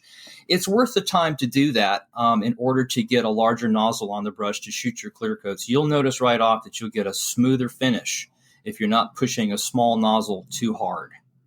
And just let me back up and say, with regards to changing tips, both of you guys have Harder Steenbecks, so there is no wrench or threads involved. Right. The brass nozzle simply fits into the air cap. The air cap screws into the brush, and you're done. You slip the needle in, and you're rocking and rolling. So some brushes are easier to change over than others, but either way, it's worth your time to change that tip into a larger one when you get to your clear coat. So let me give you an idea on the size tip and the size model. So if you're doing a lot of 1/72nd scale single seat, let's say Spitfire size, Mustang size, you can probably get away with a 0.2 or a 0.3 tip. If you start doing larger larger 72nd scale models like a P47 or any 1/72nd scale twin, you're probably going to want to go to a 0.4 tip in order to get the best coverage. 1/35th scale, 0.4 tip is just about the perfect size for your average 1/35th scale tank. 1/32nd, you're going to be looking at 0.4 to 0.6. 1/32nd scale airplane model can have quite a wingspan, and you're going to want to match the size tip to the size of the model that you're shooting. So, if I were doing a 1/32nd scale Stuka, which I built years and years and years ago, which has a pretty good wingspan, I'd probably be mounting up a 0.6 size tip on my Harder Steenbeck. If you're doing 1/48 scale armor or 1/48 scale cars, usually a 0.4 tip is about the right size, 0.3 to 0.4. And not to forget the shipbuilders out there, even as some of the smaller scale ship models, the hull itself is a sizable piece of plastic. So that being the case, unless it's a very, very small model, let's say not more than 4 or 5 inches long, you should probably be thinking about a 0.3 or 0.4 size tip in order to clear coat a hull or for the average size ship model. Does that make sense? Yeah. Now, let me ask you a question. We're saying clear coat. Yes. Is there a difference for you as far as tip size when you're spraying a gloss as opposed to a semi-matte or a flat? Not really, although I apply them entirely differently. Gloss versus we'll get to that. I figured you'd tell us about that. Yeah, but not really. If I'm going to be shooting a flat and the model was big enough that I used, let's say, a 0.4 size tip for the gloss, I'll usually mount up a 0.4 size tip for the flat or the satin as well. I usually don't shoot flat. I prefer satin. Sure. But we'll get to that. So now, the other thing you want to think about is since you're going to be going to a larger size tip in order to get optimal atomization, you probably want to drive that tip a little harder than you normally do. So if you're used to shooting 10 or 12 pounds and you put a 0.4 tip on and you're shooting gloss, I might up that to 15, maybe 16, 17 pounds. Again, is that just due to volume? It's due to the larger size tip, and it just hedges your bet that you're going to get full atomization and not get any droplets formed, which is going to mar the finish.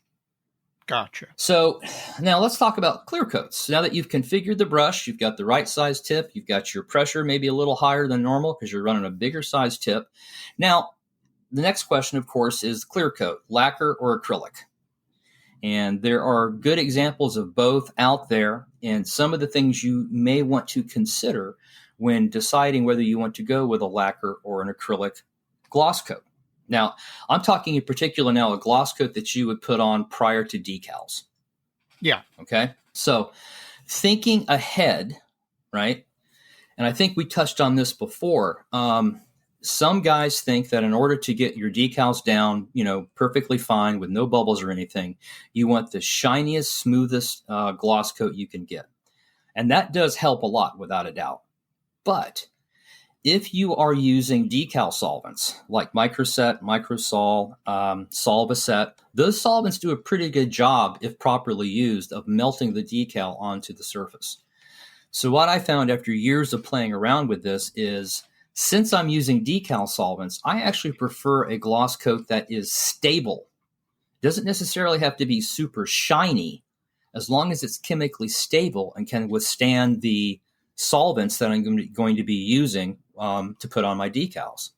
Now, you brought up Future. Now, Future is one that you, as you guys know, you have to be a little mindful of. If you leave those solvents on a Future gloss coat too long, as you know, it turns white and milky and starts to break down. Mm-hmm. And the best thing to do at that point is to just walk away, go watch a Johnny Carson, do something else for a while. Let that dry out, because it will usually dry perfectly fine. The worst thing you can do is try to push it down with a Q-tip or something. You've just pretty much ruined your gloss coat at that point. Yep, absolutely. Yeah, so something to consider therefore is stability. And I made do with Future for years and years and years, and I had to learn to be very careful to not leave the solvents on too long. And sometimes, I still made a mistake. The acrylic gloss coat that I've been using a lot for about the last 2 or 3 years is the Mission Clear Primer. And it's from the Mission Models paint range. And I think we've talked about this briefly before. The Clear Primer has all of the goodness that the normal Mission primers have, save pigment. It dries basically like a semi-gloss.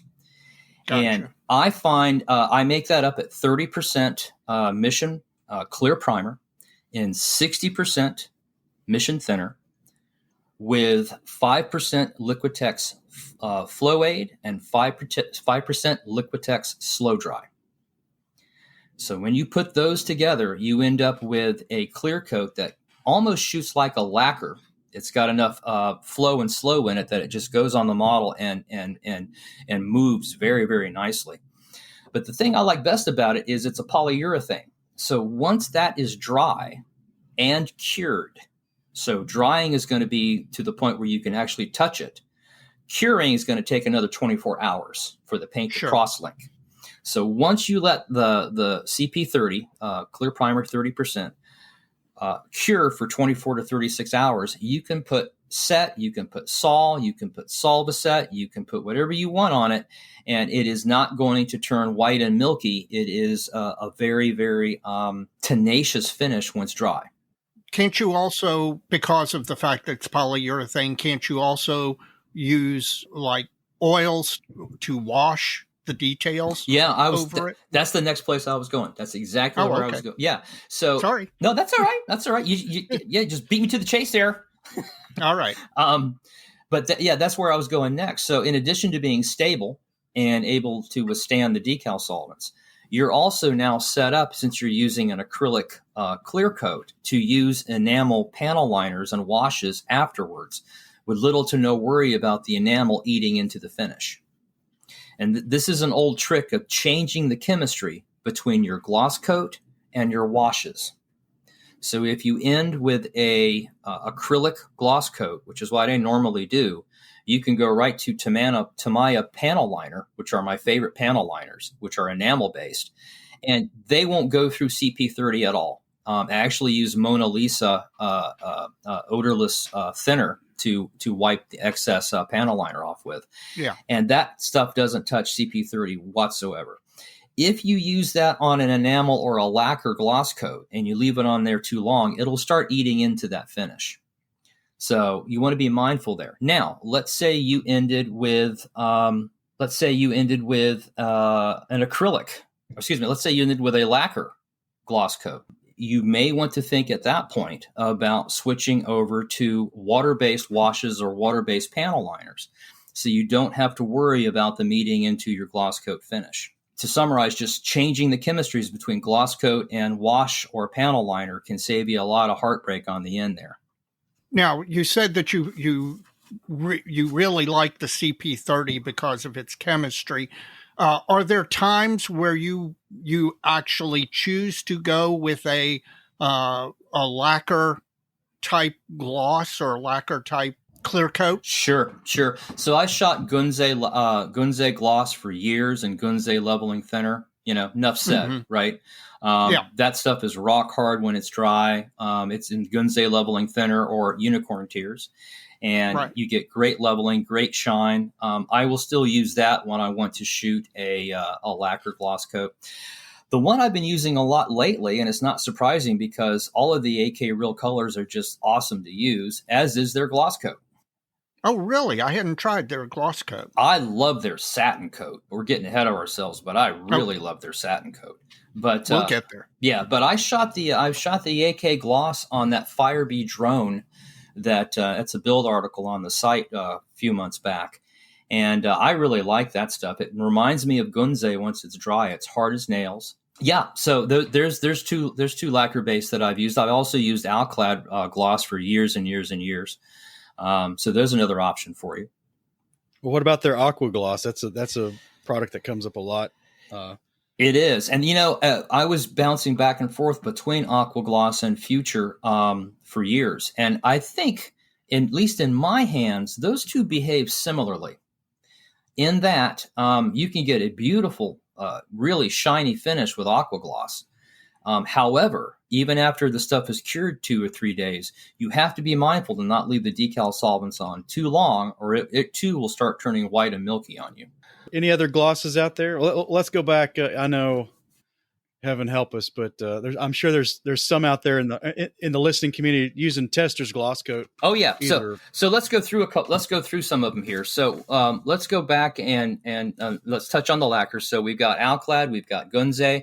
AK is like Tamiya in that it can be shot in a lacquer based thinner and gives you beautiful results. So does Tamiya Clear. That is a very good gloss. Tamiya gloss, especially shot in leveling thinner, gives you a very, very shiny surface. So that's one that you can put into the lacquer category, as you know, because it's being an acrylic lacquer, you can bring it up in Gunze leveling thinner. Mm-hmm. So that's kind of a rundown for lacquers. I want to also mention Splash. If you guys have heard of Splash, that is no. Yeah, that's a series of paints used by car modelers a lot. I have a friend that uses Splash, and their clear coat has a hardening agent that has to be added to the clear plus a reducer. And I've not used it yet. It is a hardcore lacquer, but it's one more option if you want to go with, again, a real hard lacquer-based gloss is the Splash system. So that's it for lacquer. So let's think about acrylics. So we've talked a little bit about Future. We talked a little bit about Aqua Gloss. Aqua Gloss I would shoot neat, straight out of the brush with maybe a little bit of Liquitex Flow Aid, 2 or 3% by volume added. Yeah, like a good bourbon. Yes. Now, when it comes to Future, I shot Future for years neat, straight out of the bottle. And then one day I started experimenting with it, and I found that if you dilute that stuff with about 25% Vallejo thinner, it breaks the surface tension of the Future, and it goes on beautifully. So when I was using Future, that's how I was shooting it. 30% Vallejo thinner, 70% Future, dry coat followed by a wet coat. Beautiful, beautiful glossy shine. In addition to that, other acrylics to think about is Vallejo. I shot the Vallejo gloss for years. That too is a nice gloss at about 30% in their thinner, 60% thinner. And I also put, as usual, 5% Flow Aid and 5% Slow Dry. Let me digress for a moment and talk about the Flow Aid and the Slow Dry. Because whatever acrylic gloss that you want to shoot, whether it's Tamiya, Mission, Vallejo, Life Color, whatever, a gloss in particular will benefit greatly by the addition of about 5% Flow Aid and 5% Slow Dry. Both of those reagents will work to make the gloss level. They'll keep the gloss wet or open longer, which will allow it to move and settle on the model. And you want it to move because as that gloss moves and settles, it gets smoother and smoother, and that's what gives you the shine. So if you're using an acrylic gloss, you may want to think about adding the flow and the slow to about 5% to it, and it will give you a much shinier finish. One note of caution, since you're adding a paint retarder to it, you're probably looking at a longer dry time before that gloss is ready to be decaled. But if you're looking for a really shiny gloss, it's probably worth the extra 24 hours to get it dry. With the mission gloss, for guys who are out there shooting mission gloss, I like that at about 30% gloss, 60% thinner. Again, a 5% flow and 5% slow aid. Yeah, that's about it. I think I hit the major acrylics, unless you guys can think of one. No, I think that covers them pretty darn good. But let me ask you one other thing. Sure. And I'm sure this is probably the next thing you're going to talk about. Sure. Distance from the model. Yeah, we're going to talk about that when it comes to application. Gotcha. We're going to talk about that. Yeah. So, see, I keep jumping ahead. Yeah, I know. So now there's two different glosses to think about here, right? Though we've got the gloss that we're going to use for our decals versus the gloss that maybe you're going to want to use if you're a car builder, in which case you're looking for that 10-foot shine. If you're looking for that 10-foot shine, you're shooting a lacquer-based gloss coat, you're going to want to think about, again, a drying retarder. And there really isn't any better right out of the bottle than leveling thinner, the unicorn tears. That will make practically any lacquer-based gloss give you that 10-foot deep shine, if it's properly applied. Now, let's say you want to stick with acrylics, for many of the obvious reasons. Again, one of the things you're going to want to do there is add a slow drying agent and a flow agent. So again, that acrylic gloss coat will move and settle on the model once it's shot and will give you that nice shine. Now, one of the things I've started using recently is an AK product called High Compatibility Thinner. This is an interesting thinner. It is basically an alcohol glycol mix. And I find that, first and foremost, it doesn't smell anywhere near as bad as straight lacquers. It has a slightly sweet alcohol smell. So that's first and foremost. But practically all of these lacquer gloss coats will shoot beautifully in high compatibility thinner, as will the acrylic gloss coats as well. And if you're going to try the high compatibility thinner, that's what I use with the AK gloss. Again, 5% slow, 5% flow to the high compatibility thinner, and you'll get a beautiful hard gloss coat, especially if you're using the AK gloss with that. So that's about it. So that's it for gloss. Now let's talk about applying the gloss. So if you're applying a lacquer, as you guys have we've discussed before, oftentimes lacquers can be put on as a straight wet coat. They hit the model, they move, they level themselves. And if you are shooting a lacquer, you could very well get away with shooting it just straightly as a wet coat. If, on the other hand, you're shooting an acrylic gloss coat, oftentimes I find it's best to shoot first a preparatory dry coat. And again, we've talked about that in the past. And for that, you're going to want to hold the brush maybe 5 to 7 inches away from the model. You're only going to use about 20 or 30% lever throw. You're going to put a very dry, tacky coat of your gloss down. Okay. And then before that dries, you're going to come back and hit that tacky coat with a wet fill coat. And what that will do is the tacky coat acts like a catch for the wet coat coming on top of it. So it allows you to get more gloss on the model without endangering, without running the risk of spidering or running, but getting enough gloss on the model so that it levels and smooths out and gives you that nice shiny gloss coat. So in short, and this is really going to be, broad stroke here. In short, lacquer gloss coats tend to tolerate being put on directly as a wet coat more than acrylics. For most acrylic gloss coats, I prefer putting them on as a dry followed by a wet coat. So that's it for gloss, I think. Let me ask you a question for all the ham-handed people like me. What's the most common mistake you see when people apply a gloss coat? Too much, too heavy, too light? Funny enough, the most common mistake is using too small a tip. Okay. Yep, and you can tell by just looking at the finish, whether the tip was pushed too hard or was sufficiently large. So that's usually the biggest mistake or the most common mistake. What effect does that give you on the gloss coat that you can look at it and go, okay, that was too small a tip? Streaky? You can know it has a texture to it. Gotcha. Those little droplets coming off the cone on the periphery there hit the model, right? And unless you've got that really, really wet. Now, if you've got it soaking wet, you might get away with it, right? I mean, that's just the way it works. It blends in. Yeah, it blends in. But if you don't have it soaking wet, those little droplets on the outside of the cone will leave a kind of a texture to the finish that you can pick up if you bounce light off the model. So that's for gloss coats. Now let's talk about satins and flats. And I'm going to try not to get on my soapbox here and talk about how, in my humble opinion, aircraft models are usually shot too flat, especially the smaller scales. I'm a firm believer in the smaller the model, the shinier you want it to be, or I should say the less flat you want it to be. With such a small surface area, you have less light coming off the model. And I'm convinced after playing around with my own stuff that if you leave them a little on the shinier side, especially if they're small, you can actually see the detail and the color better than if it's flat. Sure. It's kind of like scale effect for color, but for gloss or flat coat. Exactly. So I very rarely use flat because of that. I prefer satin. And for years and years, I want to give a shout out to Vallejo satin.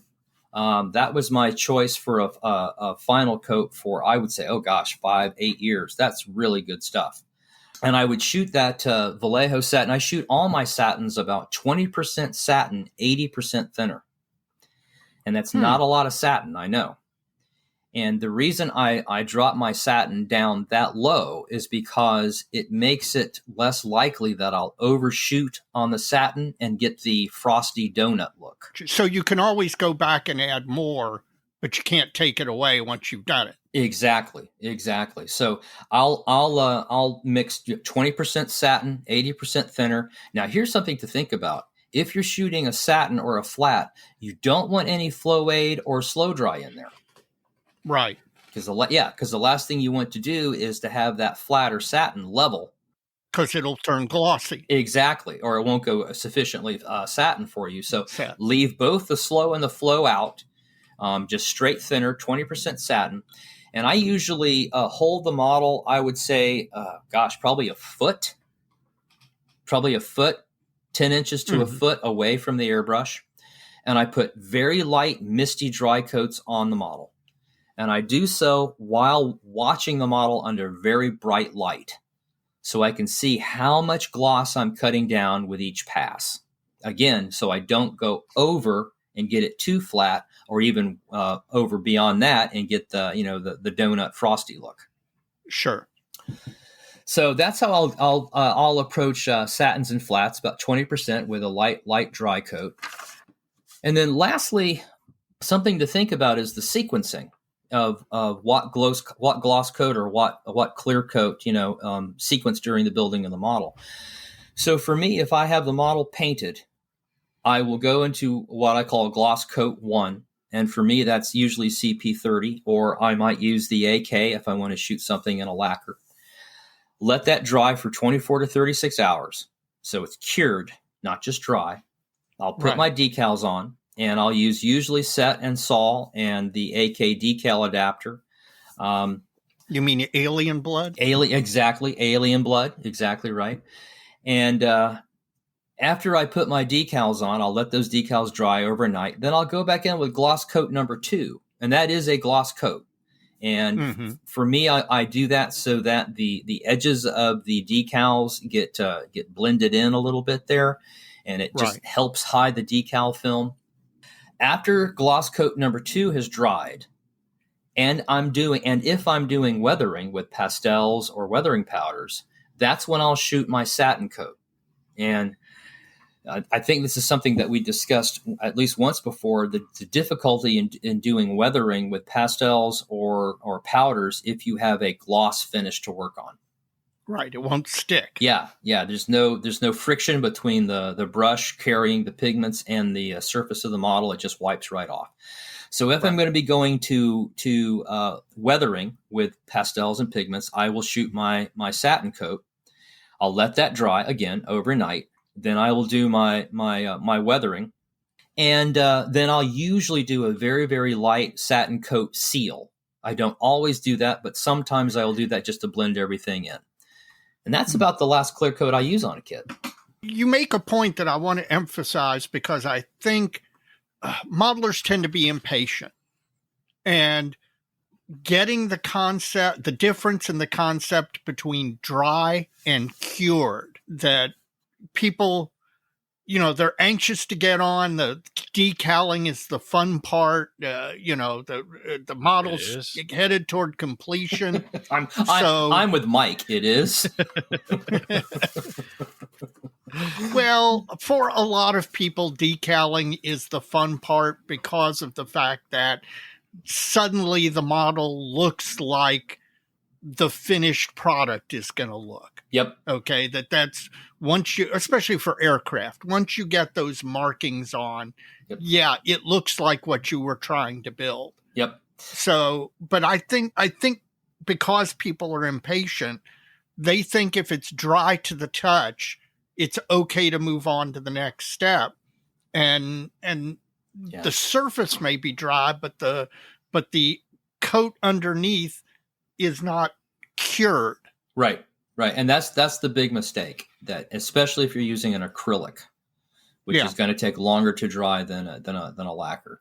Yeah, the mistake is not waiting till the paint actually has chemically cross-linked to itself onto the surface of the model, and that's when it's stable enough to withstand decal solvents. So, gotcha. And that usually takes 24 to 36 hours. Yeah, particularly for acrylics. Yeah, particularly for acrylics. Particularly for acrylics, if you have added slow dry and flow aid to it, which is going to slow it down even more so. So, you may have to wait 36 hours, but that's when you work on something else or you clean your airbrush or whatever, but it's worth the investment of time to get the nice finish, I think. Now, after you've sprayed a gloss or a satin coat, do you cover the model while it dries? I do mostly 70-second scale stuff, so it has the advantage of smaller sizes. I have a couple of plastic cake toppers that I'll sit there, and when I'm done spraying the gloss coat or the satin coat, I'll put the cake topper over it to keep dust from falling in on the finish while it's starting to harden and cure. That is exactly what I do. I have an old Tupperware container that I cut some holes in the side of the container so that the lid is intact, and I'll set the model inside there, and I will cover it, set it aside on the bench, and just let it sit for 24, 36 hours. You're gonna hate me for what my favorite flat coat is. What's that? I still shoot Tester's dull coat out of the bottle at about 70 to 80% thinner. 70-80% thinner and 20% dull coat? Yeah, or less. That's about right. That stuff is great. I mean, as long as you're shooting it right because you're taking it down to 20%.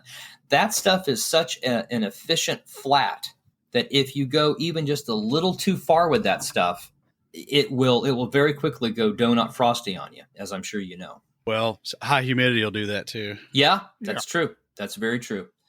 Now I get that donut frosty look. Often I tried to use the Tamiya flat, and it was really easy for me to get that one going too far. What percent did you use? Do you remember? Well, it's obviously wrong, but I don't remember. It was obviously too much, whatever it was. Yeah.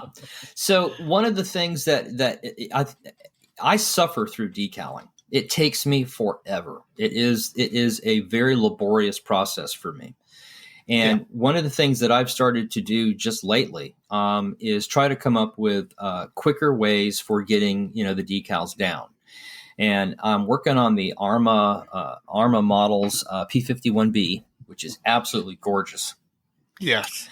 And I'm at the decaling stage, and I did something a little different on this kit than I did before. I should say, anytime I start a model, I always take a 3x5 piece of styrene plastic. I cut up a whole bunch of pieces and I keep them in a little box on my bench. And when I start painting a model, I take a piece of that styrene and I shoot that styrene with the exact same mix of primer, the exact same mix of color paint, the exact same gloss coat, that the model gets. In fact, the styrene piece is painted at the exact same time at each stage that the model is. So I have on this piece of styrene a sample of the coat that's on the model. And before I go to start the decaling, I will take that sample and I will test it with various decal solvents, as well as the decals themselves. As you guys know, some decals respond great to micro set, and that's all they need. They don't actually need the sol, versus some require the micro set and the micro sol. Each decal manufacturer is slightly different from the rest. So it makes sense to test the decal, use a decal off the sheet that you're not going to use for the model, put it on your test, your test finish, and try different decal solvents to identify the solvent that will dissolve the decal without marring the finish.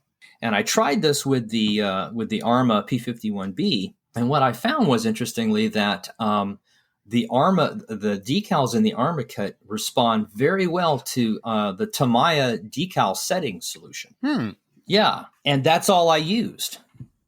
I didn't use anything else. And I That's a great idea. I'd never thought of doing that, but that's a great idea. Just have a little 3x5 and use that as a test, because, let's face it, decals can be one of those times that cause tears in a modeler if, you put the decal on and you hit it with the wrong solvent, and it breaks up, the color starts to run, 40 different things can happen. Exactly.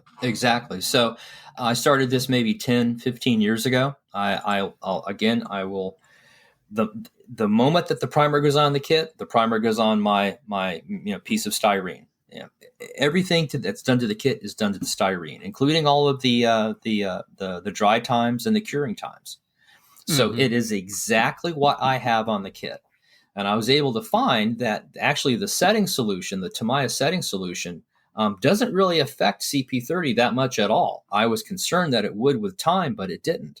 But what I did find by just trial and error, trying other solvents, is that those decals that come with the Arma kit are very responsive to Tamiya setting solution.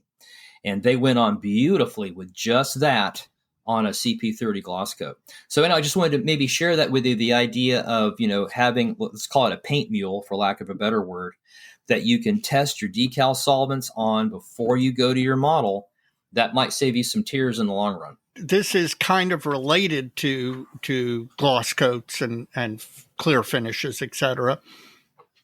Talking about decals like we are, obviously there's an interrelation between the decal and the gloss coat.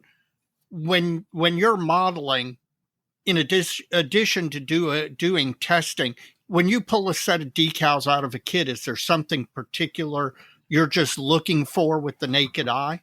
Yeah, I'm looking for the thickness of the carrier film.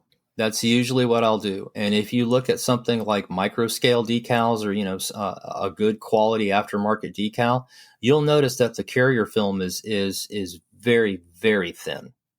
Mm-hmm. And that's the part that you're going to be working most on in order to hide once you put the decal down. So obviously, if you're starting with a thinner carrier film, you're going to be ahead of the game than starting with a thick one. In particular, if you're doing some of the Eastern European kits, some of the older Eastern European kits, some of those decals are so thick you can see the carrier film without magnification. And for those, you may want to think about, for decals that are that thick, you may want to think about going with an aftermarket set. Or at that point, when you're looking at decals that have really thick carrier film, maybe you ought to think about using a more stable gloss coat, because you're going to be using some solvents to get them down versus a shinier, more fragile gloss coat. So you can match the gloss coat to the decals. If they're going to be problematic decals, you should go with a hardy gloss coat. Another question that I've got: do you ever, as part of your post-decaling weathering process, do you ever apply different levels of satin, flat, whatever you're doing across the model as a whole, to individual panels or sections to try and break up the finish? Well, not individual panels, but what I will do is if I have the model in, let's say, semi-gloss, which is, what CP30 dries as, is a, a nice semi-gloss. If I have the kit in that and I do mostly aircraft, and I'm doing exhaust stains, when I go to shoot my satin, I'll shoot satin just where the exhaust is on the side of the fuselage. Because that's where I'm going to be putting my pigments, right? So I'll shoot a little satin there. I'll let that dry. I'll put my pigments on, my powders to do the exhaust, and then I'll tie the whole model together after the exhaust is on with one more light coat of satin. But light enough that the exhaust area is still quote unquote flatter than the finish of the rest of the model. Exactly. And that is the difference that I'm looking for. I want to show, I want to see more shine on the wing or maybe the horizontal stabilizers than I see right behind the exhaust stacks on the side of the fuselage. So I'll shoot my satin there first, let that dry. It gives me the texture I need to put my pigments down. And it also gives me more flat, if you will, in that one area than the rest of the model. And then after my pigment's down, I'll just, do a very light dusting with satin to blend it all in, but leaving those sides more flatter than the surrounding areas. Well, to Dave's point, though, I think one thing I've been curious to try is varying the final flat or satin and flat, really, on an aircraft, like control surfaces that are fabric covered versus the aluminum or wooden wing panels. Yep. And wondering if that might be a way to get a good effect there. Definitely would. I've done that on biplane models, and yes, for sure, with fabric control surfaces, and yeah, that's a good little trick. It gives you a nice contrast without a lot of work. Well, back to the old Testors products. A lot of people chide these for color shift because they kind of have an amber tint to them. Yep. I'm spraying the flat at such a low concentration that I've never experienced that with dull coat ever. Right. In 30, 40 years, I guess. Now the gloss coat, I don't use it a whole lot. I never have, but I think it's probably because you have to put more of it on to get the finish you want. Right. So maybe you're getting more of a color shift. Yeah. But I've seen some models that were painted, internet horror stories, particularly like, would be a good example that I've seen like in the last year was somebody, this discussion came up about this stuff yellowing, and it was a 60s era naval fighter in the glossy, grays. The gray over white. Yeah. The beautiful gray over white gloss. And that thing it was ruined. Yeah. 15, 18 years down the line of just sitting there with this Testors gloss coat on it. And it was like shades of amber. Yep. When I was a wee baby modeler in the 70s, that was my go-to gloss coat, was the Testors and my flat coat. And I can attest that I had some models in the cabinet that, 10, 12, 15 years in, they had started taking on a nice amber patina. That's the reality. And you're right. Usually with the Testors flat, which is still a really, really good, efficient flat, as long as it's not overused, you have to use so little of it to get, the look that you want, that you're not going to confer much of an amber color to the model. Well, and not only that, if you're spraying those over green armor, it is much less likely to shift a green noticeably than over a gull gray over white, sure, or a light blue or a white finish, sure, where the even a subtle color shift will be much more noticeable. Agreed. Well, what else we got? We were talking distance to the model when you're spraying the gloss coat. And you obviously are a little farther back than you might when you're applying a paint coat. You're shooting a little bit higher of pressure. Do you just judge it based on when you start to see that spattering or that speckling? You're talking about trying to find the ideal distance to apply the coat. Okay. So, I mean, that comes with experience. And, I suggest everybody sit down, who wants to get a feel for this, sit down with some, sheet styrene and get a feel for working distance. As important as working distance is lever throw, truly. So you want to be watching, especially when you're shooting a gloss coat, you try not, and primer, any large coat you're doing, try not to use more than 70% lever throw, because again, once you get past that much lever throw, you start getting droplets forming and your finish just deteriorates at that point. When you're airbrushing, do you ever, in any instance, pull back more than 60 or 70% lever throw? To clear the tip. Well, okay, other than cleaning. All right. That's it. Yeah, that's it. Honestly, that's it. Because again, once you sit down with a piece of paper and you convince yourself that as soon as you go past 70%, you get all this stipple on the outside of the cone. And once you see that, you're not going to want to put that on the model. So I try very hard to not go past 60 or 70% lever throw. If I need to go past 70% lever throw, I'm using too small a tip. Gotcha. Well, with my Tester's dull coat, that's probably where I'm at. But I'm a lot closer than you were saying with the gloss, because I think if you get too far back with some of the flat coats, you might as well be spraying flat white. Yeah, because they'll especially if it's a lacquer, because it'll dry through the air, and so you've got to be mindful. Again, that's where lever throw comes into play. You just want to use very little lever throw, so you get just a kind of a fine misting coat, not so heavy that it starts drying and hitting the model as a snow, if you will. That brings up a question. We talked about, the best thing you can do if you apply a decal and you're over an acrylic, it starts to get milky, walk away. 90% of the time, it'll fix itself without any. If you're spraying your model with a flat or a semi-flat or whatever, and you notice it you're starting to get the glazed donut frosting. Yeah. Is there any cure to that other than to stop and go back and clean it off and try again?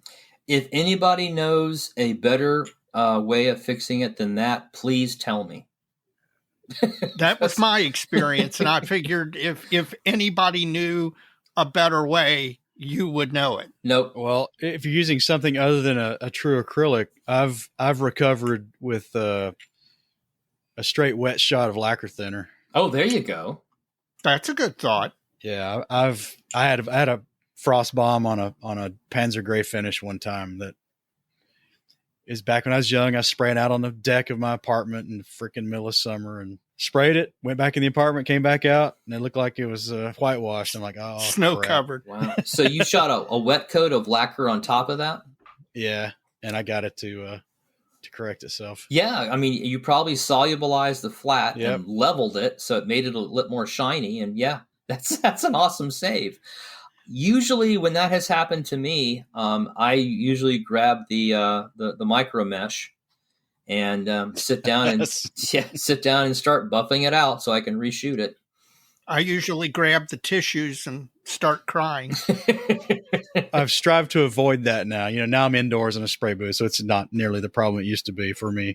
Now that I've been earning a paycheck for 30 some years. So, but it can still happen. We got a lot of listeners who still talk about, they're out in their garage or whatever. And so humidity is a big deal for them. Humidity is a big deal. Speaking of that, maybe just take a second as we're getting toward the end here. When we had you on last and you spoke about airbrushing and you talked specifically about the difference between airbrushing in Denver, Colorado and airbrushing in the swamps of Louisiana or whatever. Yeah.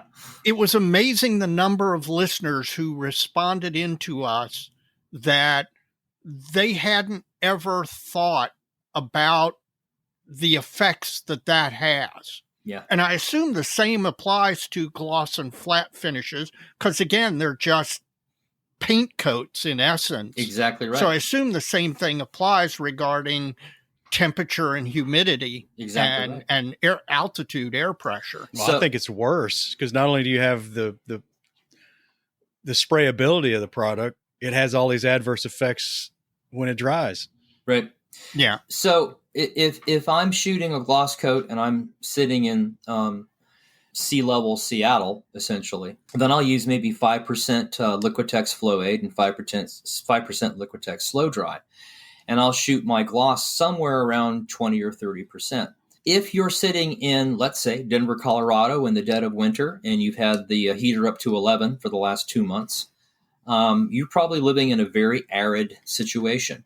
And in that particular atmosphere, I would be thinking about upping both the flow and the slow to 10%, from 5% to 10%. And that comes out of the thinner portion of the mix. So I'd still go with 30% gloss. I'd go with 10% flow aid, 10% slow dry, and the balance of that would be thinner. Upping those in arid conditions will go a long way to making the paint behave as though it is more humid. And the other thing that you can do is, if it's really severe situations, again, dead of winter and very arid, you may want to drop the gloss from 30 to 20%. Again, keep the slow aid and the flow dry up at 10% each. Yeah, that's a really important consideration. And if it's a really dry, arid period, and you don't see a break coming for a day or two, you may want to put the model away for a week or so until you get better conditions for shooting your gloss coat. Well, John, we got a few minutes left. Why don't you give us the skinny on what's happening at Model Paint Solutions right now? I'm now just trying to get a whole bunch of articles out that I've been promising to get out for the last couple of months.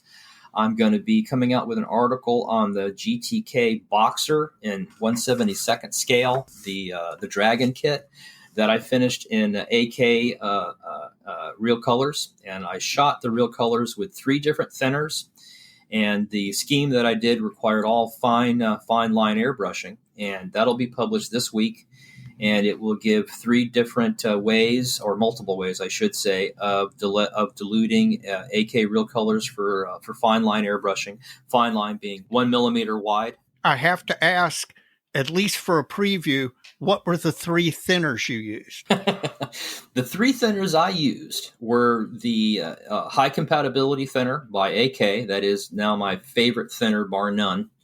I also compared the nitro thinner by AK and the extreme thinner for metallics by AK.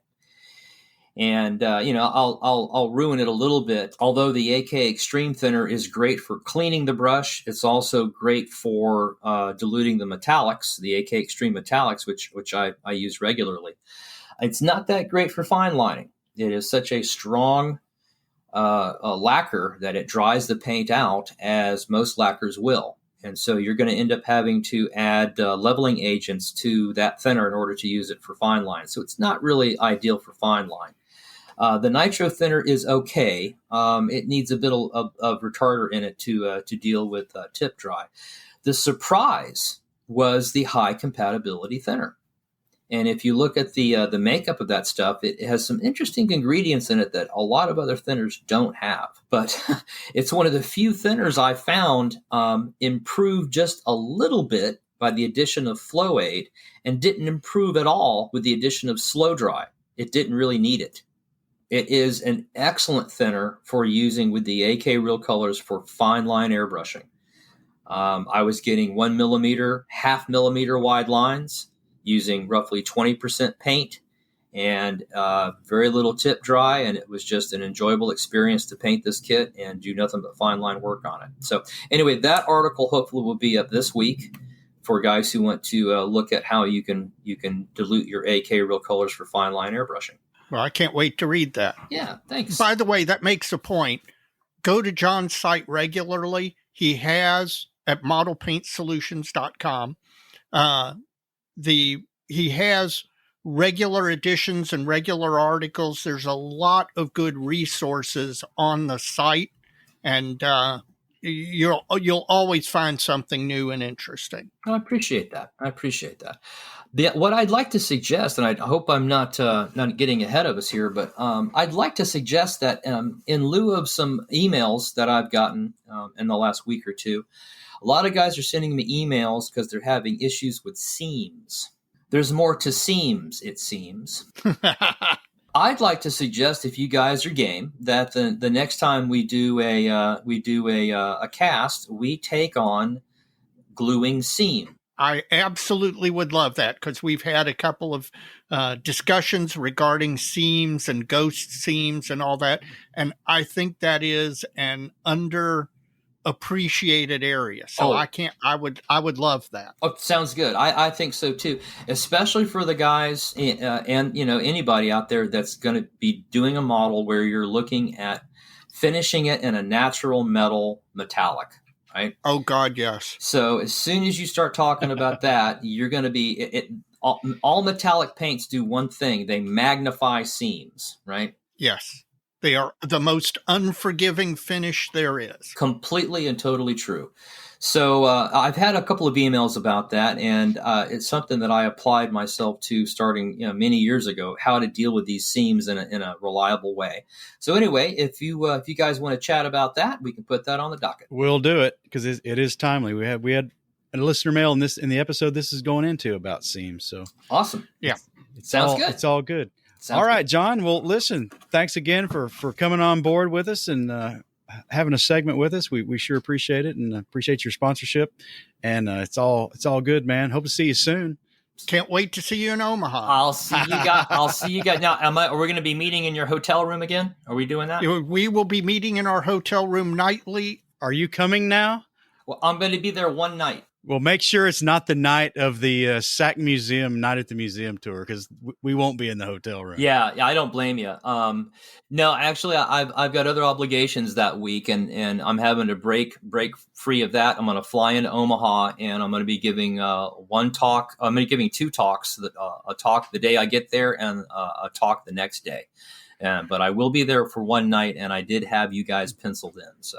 All right. Well, we'll make sure that second presentation is really hard. Yeah, thanks. Yes, that's right. Take care, guys. All right, Take man. it easy. Bye. As always, that was absolutely illuminating. I find myself every time we talk to Dr. Miller, I find myself with the notebook in hand making notes as he's talking, educational every single time. So hopefully the listeners enjoyed that as much as I did. Well, I hope so too. And clear coats, there's a lot of options out there. So hopefully some folks learn something. Yep, absolutely. Or inspired to try something new. Well, that's always, again, try new things, because you'll never know till you do.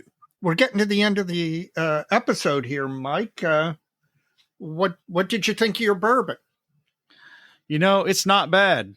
I must say, for a store exclusive where they bought up all the barrels and bottled it. And if you're near Total Wine, the Bank Street bourbon is not bad. It's a 5-year. It's a little hot on the front end for an 80 proof, but that's probably because it's a 5-year. Hasn't mellowed quite as much as you quite would. mellowed. About 3 more years, and hopefully they've put some back. Let's just say that. Not bad. Would I do it again? I don't know. It's about a $35 price point, and I think there's some that are better than this for a lot less money. Sure. But it's hot on the front end, but it's got a lot of vanilla in it. I made it to the end of the episode.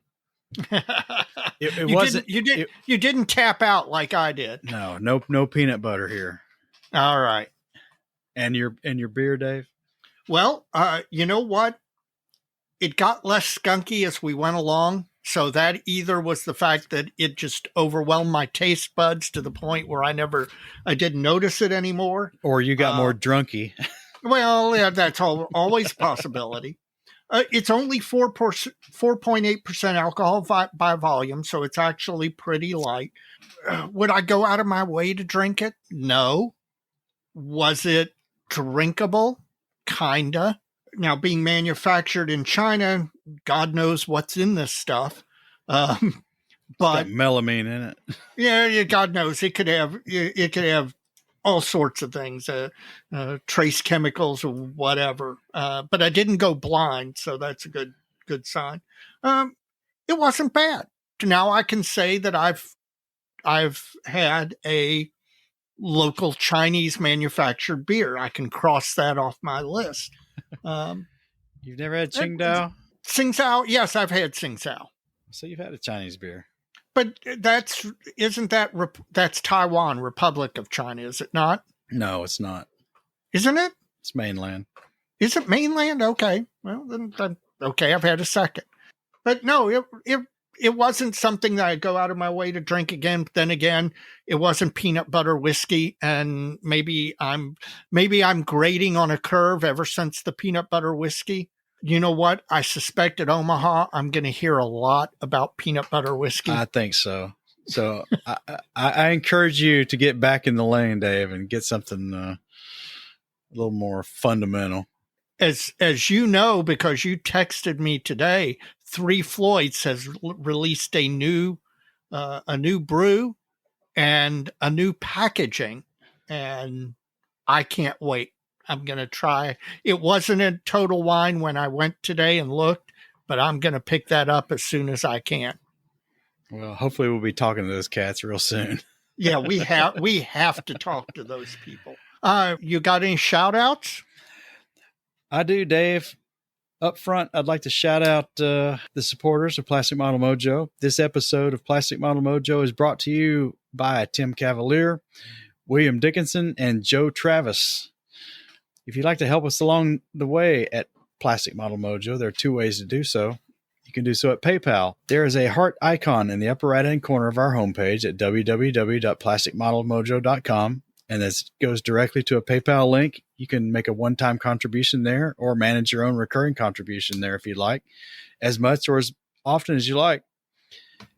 And there's also Patreon, www.patreon.com/plasticmodelmojo. There, you can become a patron and set up an automatic recurring contribution if you'd like to do so from any amount from $1 on up. Folks, we appreciate anything you're willing to throw our way. And we say this every episode, and God, I don't want to become cliche because it's not. I mean, it's hard to believe that we started this thing and folks are supporting us with their wallet, because it really helps us out, Dave. Big props to all the people, whether you've supported us for $1 or 10 times that, whatever you've done. Thank you. Every single dollar is appreciated.